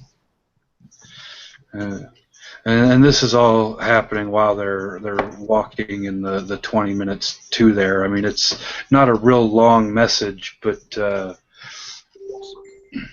all this was, like I said, all this goes on in the 20 minutes that they're walking to the shanty town or village or whatever it is. Well, so you're not taking the speeder, you are actually walking it? Yeah, I would walk. I mean, I'm not going to make him give us his speeder and make him sit behind. Okay. All right. It's only 20 minutes or so. All right. Well, you get to the outskirts of town. It's definitely a dusty, dirty old place. You can see a couple of small towers and a fence, and looks like there's parts dealers and food rations and people selling all sorts of stuff. So it's definitely looks like it's a capitalist style market, easily. Well, poverty does not find itself short of opportunists. We should be able to at least find a slicer here. And Zix keeps on walking around trying to find someone that even resembles either a slicer or an astromech. Yeah, and Zendula is doing the same thing as they're walking along. She's just keeping her eyes open, looking around, trying to find somebody who looks like they know what they're doing, or a droid. Well, actually, you find a shop that's got a lot of electronic parts, and it looks like they might have some droids. Okay. Zix looks at Zendula and just like beckons her. Let's go. Come on. I was gonna say the same thing. So yeah, she follows suit and follows right along with him. And when she gets up to the vendor or whatnot, she says, "Excuse me," she says, "but you wouldn't happen to have a droid with any encryption breaking skills that we could possibly enlist his services for a short time, would you?" Actually, I got something that might. It's an old lady, and she's kind of like, I have something that might work for you. Given it needs a little bit of work here, but if you can get this thing fixed up for me, you know what? I'll do the slicing for free if you can get this thing fixed up for me, because right now it's not functional. Zix walks over to see what it is. Doesn't hold his hand out or anything, but tries to see what she's holding up. It's an R4 unit. Oh. It's kind of an orange R4 unit. Oh. Am I to understand that if we repair it for you, we may keep it? No, no, no, no, no. You may use it. If you want to keep it, you must buy it. All right. Well, Can we buy it broken? It'd be a good enough I trade. was gonna say it's broken. How much do you want for it?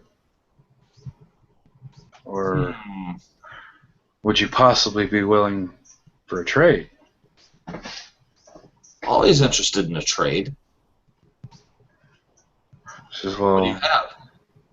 I've got a few spare parts for a YG 4210 light freighter that I might be willing to part with to trade. But, You know what? Let's go ahead and use your coercion skill. Alright. Contested rolls. I All love right. them. And I'm gonna go. Oh, dun, dun. I automatically get an advantage whatever I roll. Okay. But I've got a 3 green. This one's gonna be red and purple. Oh.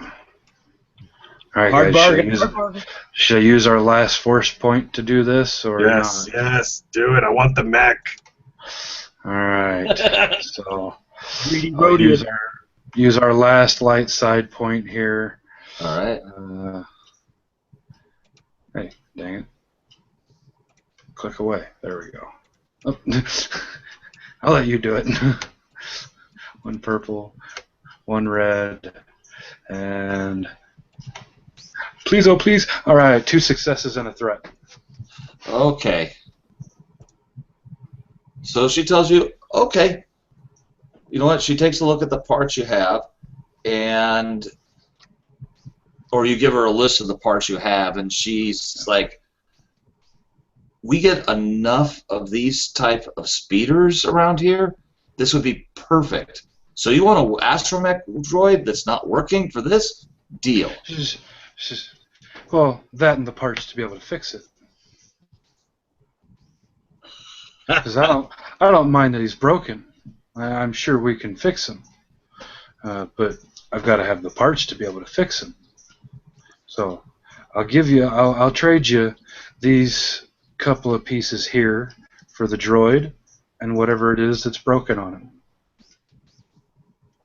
Hold on a second. So yeah, it's the 2 successes, the 1 automatic advantage, and a threat. So advantage is that she's because, like you said, they get a lot of these types of ships around. That she's a little more willing to take that deal.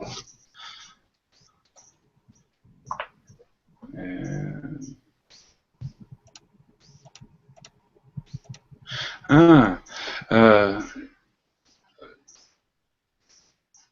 okay. Yeah, I'm still shooting to see if she'll do it with the added parts to the droid, even though I think that with all the parts that we got in the cave, I could probably fix him anyway. But I'm still shooting to try and get the parts from her along with the droid. Okay. That's awesome. Well, she says I got a couple parts here that might work, but obviously I'd fix it myself if I could. She says, well, those couple of parts that you think might work, the droid for these parts here, I'll be happy to run back to my ship. I'll bring the parts right back here. We can make our trade and be gone. That will work. Good. I'll be back in a little less than an hour. Okay. And, Zendula would put her hand out to shake her hand, and she would turn around and kind of double time walk, not run, but definitely in a bit of a hurry to get back and get the parts. Yes, As they're absolutely. walking back, Zix says to Zendola, You would make a fine Rhodian. Well, I didn't make enough money to buy that ship outright by not learning how to swindle a little bit here and there. Yes. he laughs at Yes, of course. You gotta be a little smooth to be able to make a living as a privateer. All right. That was very smooth, yes. And yeah, she'd double time it back to the ship, get the parts that they'd agreed on, and she'd look to Morso, and she'd say, "All right, this time can we use your speeder? You want to come with us? We got a droid to bring back." If you got a droid to bring back, you probably need the space. It's fine. You haven't run into any other problems. All right, if you say so. Keep an eye on the ship. And How's it going? she'd head into the ship, and just moments later, the other cargo hatch would open, and they'd come zipping out of the back end of it and heading back into town. Okay. So you're gonna try the mechanic skill to fix that R4 unit? Yeah. Once we get back to the ship, I mean, that's where all my tools and stuff are. Go get the droid and the parts she said would possibly fix it. And yeah, we'd get back to the ship and try to fix it. Okay. Roll your mechanic skill.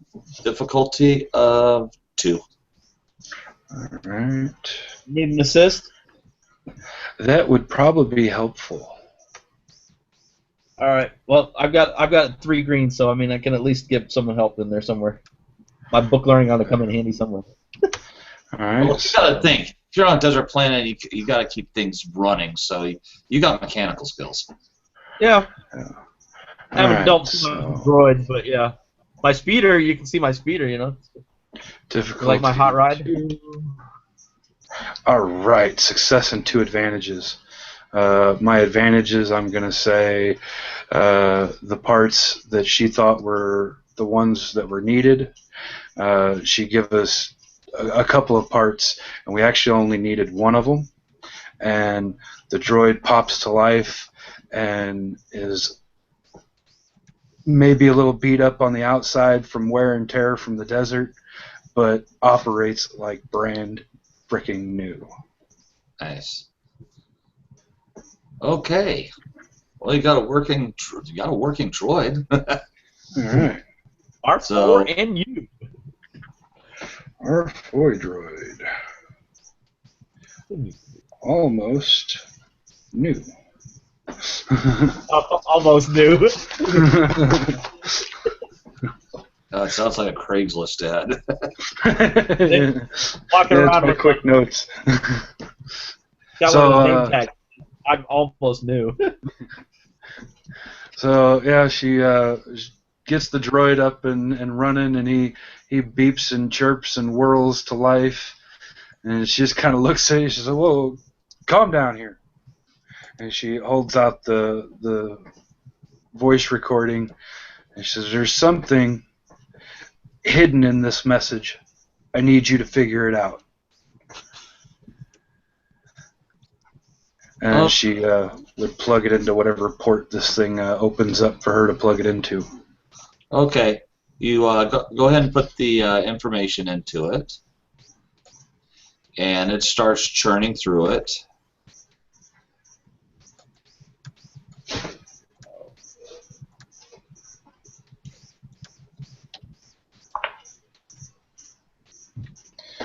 And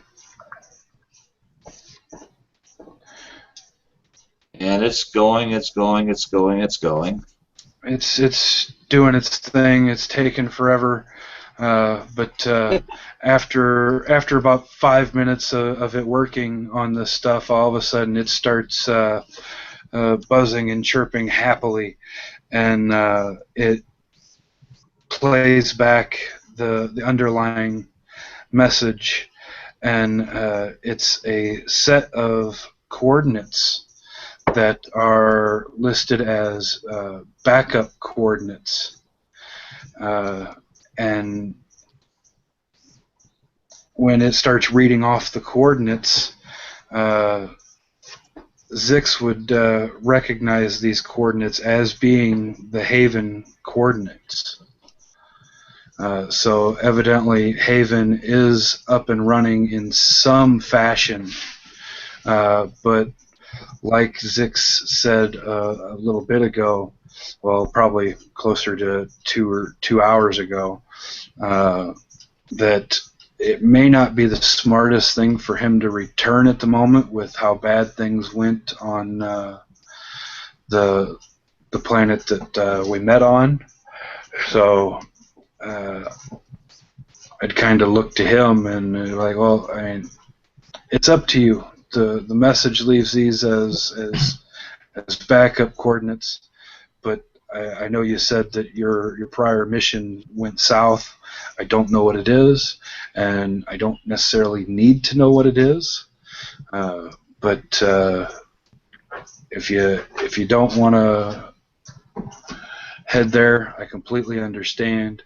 We could always head to one of my other contacts to see if we can get some work and kill some time before we head there. Zix's antennas kind of wiggle a little bit, and he says, "But these are different. These are backup coordinates, which means the hyperlane is not the original. Our approach to the planet may be clandestine enough to prevent someone from following, which could be to our advantage." All right. Well then, Haven it is.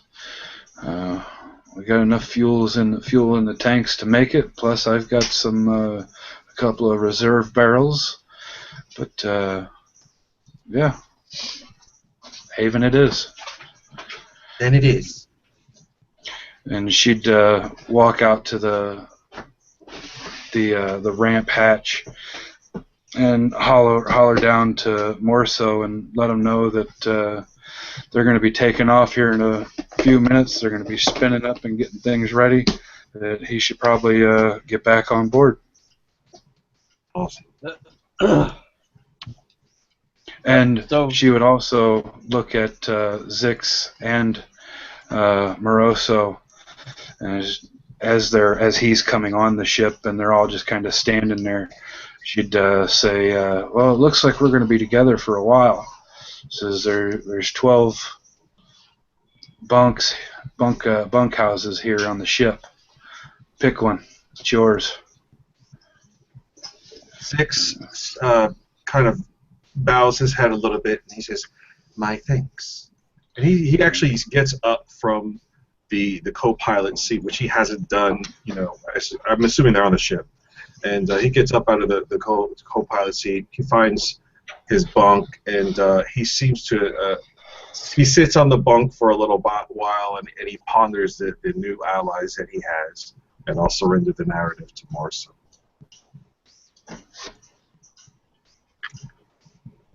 So, yeah, Morso, he joins them on the ship, notices the droid, and finds himself like I said, he doesn't carry much, so he finds a place to store his gear, and that's about it. So,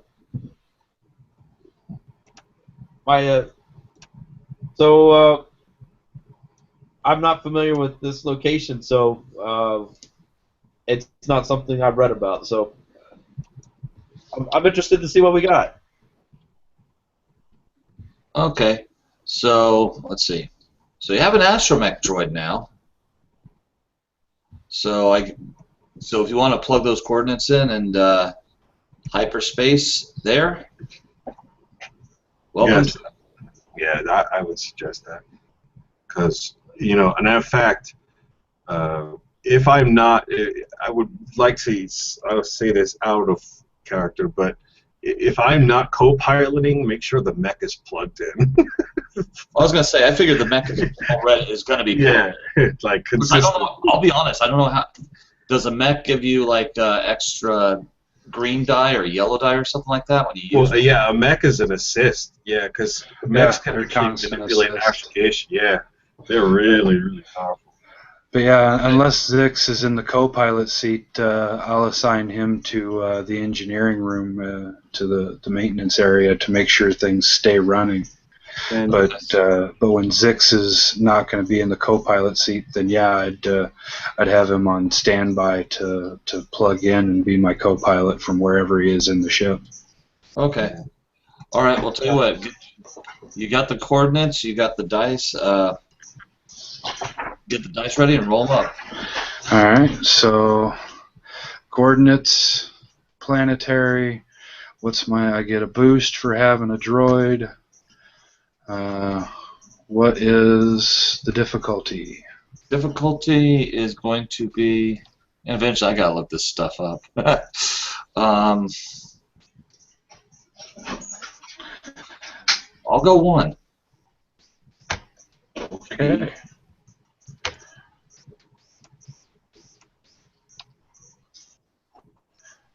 One roll, damn it. All right. All advantage.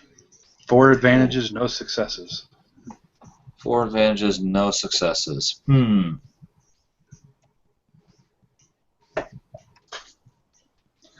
So, unless you disagree, I'd say that's enough advantage to, kind of like with the triumphs. I mean, that's enough, or not triumphs, but threats. That's enough advantages to almost equal at least a success or a triumph. So I'd say we're capable of getting there, if not a little bit of a bumpy ride, but capable of getting there at least. You know what? I would tend to agree with you. Yeah, 4 successes is unheard of. Anyway. Yeah, I'll go with that. All right. So yeah, being that Haven isn't a place that I've ever been or ever even really heard of until Zix mentioned it. The astromech evidently has enough star charts in it that it's able to get us there, and this being a back route without any hyper lane or anything that goes there, it gets us there, but it's kind of a bumpy ride. So I literally the ship shakes and vibrates a little more than has been, other than maybe our initial takeoff leaving the port on the last planet. Okay. So you end up doing some traveling, and you're going to hyperspace. After hyperspace, all of a sudden it says, "Okay, it's time to cut the sublight engines in." So we cut the sublight engines in, and whoosh! There's no planets or anything like that around. This is empty space, pretty much. But there are a bunch of Alliance ships around. There are lots of them. So Okay, so this definitely looks like what a rendezvous would be. all right, yeah. So Zendula, she'd cut into sublight and see all these ships around, and know instantly that they're not Imperial ships, but Yeah. not know exactly who or what they are. She would use the ship's comms to comm back to Zix and ask him to please get his butt up to the Actually, cockpit. you don't even have to wait that long. All of a sudden, you hear something coming across the radio saying, "Unidentified ship, please identify immediately." Yeah, she would instantly flip on to reply and give the ship's ID number, which I haven't thought of one or a name for the ship yet, unfortunately. But she replies back with what it is. Next session, I will definitely have that ready, and tells them that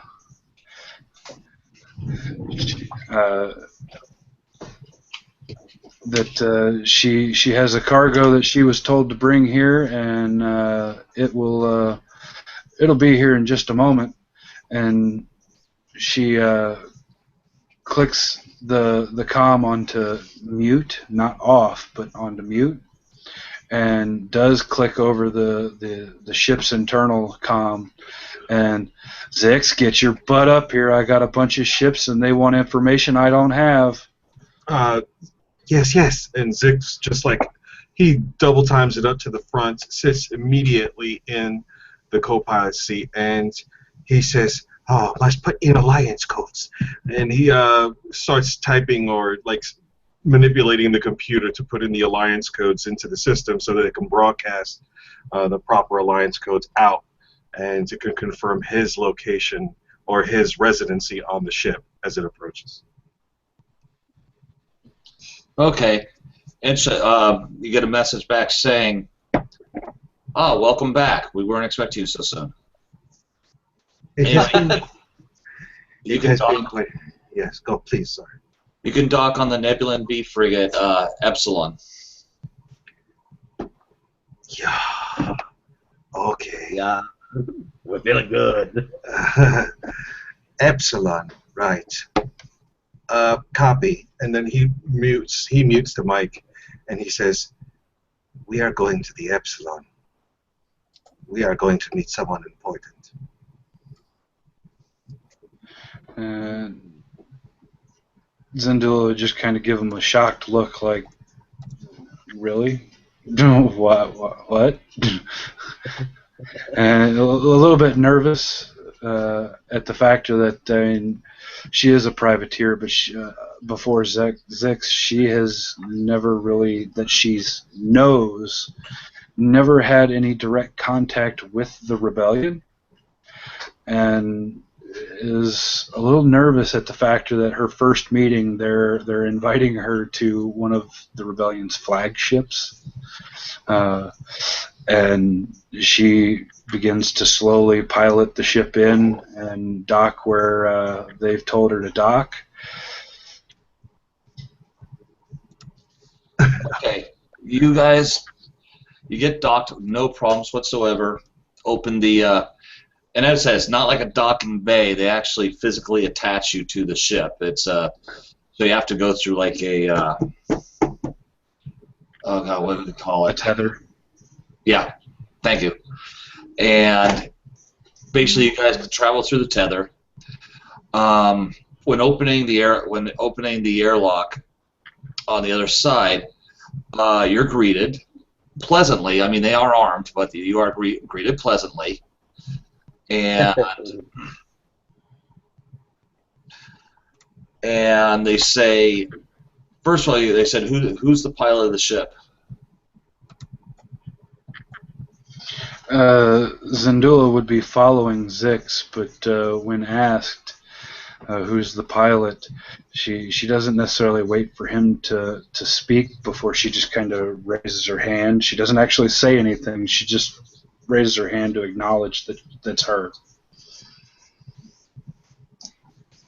Zix would speak in a formal military tone and assume his alliance kind of personality, and he would say, "Lieutenant Zixatar, I have been accompanied by this Zabrak Zandola.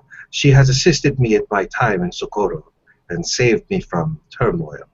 We have assumed another passenger, Master Morso, and he has acquired some very interesting information during our trip to return to the Alliance. Now, with my return, I must seek my hierarchy, but wonder why I have been summoned to the Epsilon." Basically, we need to debrief you on some information that we think has come through. So we'll do that. Do that at a later time. And now he speaks over to Zendula. Okay. We will. I can see your ship is in need of some repairs, so we are going to get you repaired. And forgetting our man back, we will be rewarding you quite handsomely for that, because he does have information that we need. And they don't know what they're going to do about Morso. He's just there. So, Hi. Zendula, she'd nod and she'd, well, thank you for fixing my ship. so at this point, we will go ahead and cut it. And let me through. I guess okay. Morality conflict. That one, I'm a little confused how that works. How that's supposed to be rolled and everything. Well, you have to determine if his actions have violated. One. Yeah. He picked one. He got one conflict. So he got one conflict. One conflict. Yeah, when he turned around, he decided to fire somebody that was running away. Oh, that's right. Good call, Mr. GM. That's like somebody that's a light side user would never do that. That's right. So he would suffer that. So he's got one conflict for that. So if what I read is correct, is you're rolling a 10-sided dice, and then you I think it's 1d10, and then you subtract from there. Subtract that, and you subtract the conflict, and that adds to the light side points. Yeah, if I remember correctly, you roll you roll the d10, and then whatever that number is, you add the number of conflicts. Like he has one conflict, so you roll the d10. So say he rolls a 6, you would add 1 that make it a 7, and that is what he takes away from his overall morality. Yeah. So if he had like an even 50 morality, he would reduce that by 7. Right. Okay. If he were to roll a 6 and add that 1. Okay. All right. So how do you actually gain points then? That's after an adventure. I believe that is if you have no conflicts whatsoever. At the end of the game, you would roll your d10, and that gets added to your morality. I believe. I'm not positive. I don't have a book sitting with me at the moment. I'll have to look it up. So you know what? I will do that. I think I'll do that one offline. I'll read it up. My brain's kind of like off right now, so. Yeah. Yeah, with morality and stuff, I think we should probably look that one up rather than wind up screwing them. Yeah. If I'm wrong. And then let's see. Which I am known to be quite often. So but that's the conflict I had with this particular character, is because number one, it's kind of like, okay, yeah, he's the Force user, but he doesn't. I don't know. It just kind of sits kind of funny, in my opinion. It's like, okay, Force he doesn't know that he doesn't really realize he is. Yeah, I'm like, okay, how, I was kind of looking at it. I'm like, that's the reason why when I created him, I didn't take anything in the morality. It's just a straight 50. I didn't do anything else with it because I have he's like frontier justice is one of his obligations. So, how does that play into the fact that I was? So instead of at the moment, instead of shooting for Jedi or Sith, you're kind of rolling the in between the gray zone, so to speak. Yeah, I was playing the frontier lawman. That's what I was doing before you came and took me off the planet. So that was. Right. So as long as you stay between 30 and 70, you're fine. Yeah. So yeah, okay. No, it makes sense. I just. Okay, like I say, we'll figure the conflict out. Experience. I've just never done experience before. I don't even have a clue how that works. We usually give a flat 15, and if you have any augmentations to that, like 1 or 2 or 3 points because of key roleplay or key events that occur, and just do it that way. I mean, Yep. because I do the same. I start out with a flat 15 and then add 5 for if anybody had anything spectacular or whatever. yeah. Let's see. I But mean, me this is your myself, game. I would just give me as a GM, I would just give me 15. It was just a regular session for me, personally, on my end as a character. Okay. I tripped down the ramp, for Christ's sake. That was hilarious. Yeah, but you did roll fantastic to get us back into hyperspace right off the bat. Yeah, well, yeah, that's true. Well, it's not about the roll, so it never is. It's about how you Yeah. play. Yeah. Okay, tell you what, I'll do this.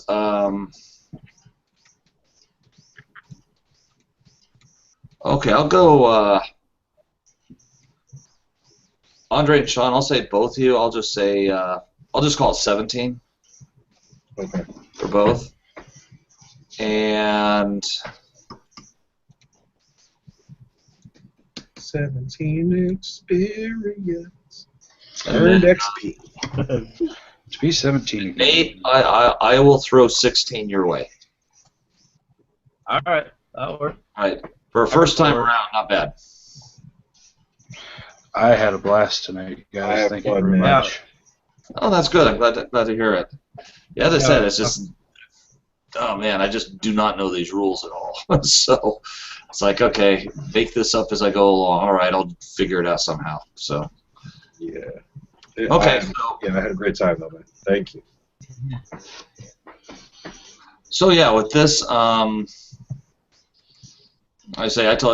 told Chris if he wants to get in on the second session, that's fine. But I definitely want that character sheet. Yeah. Anyway, trying to think out loud here.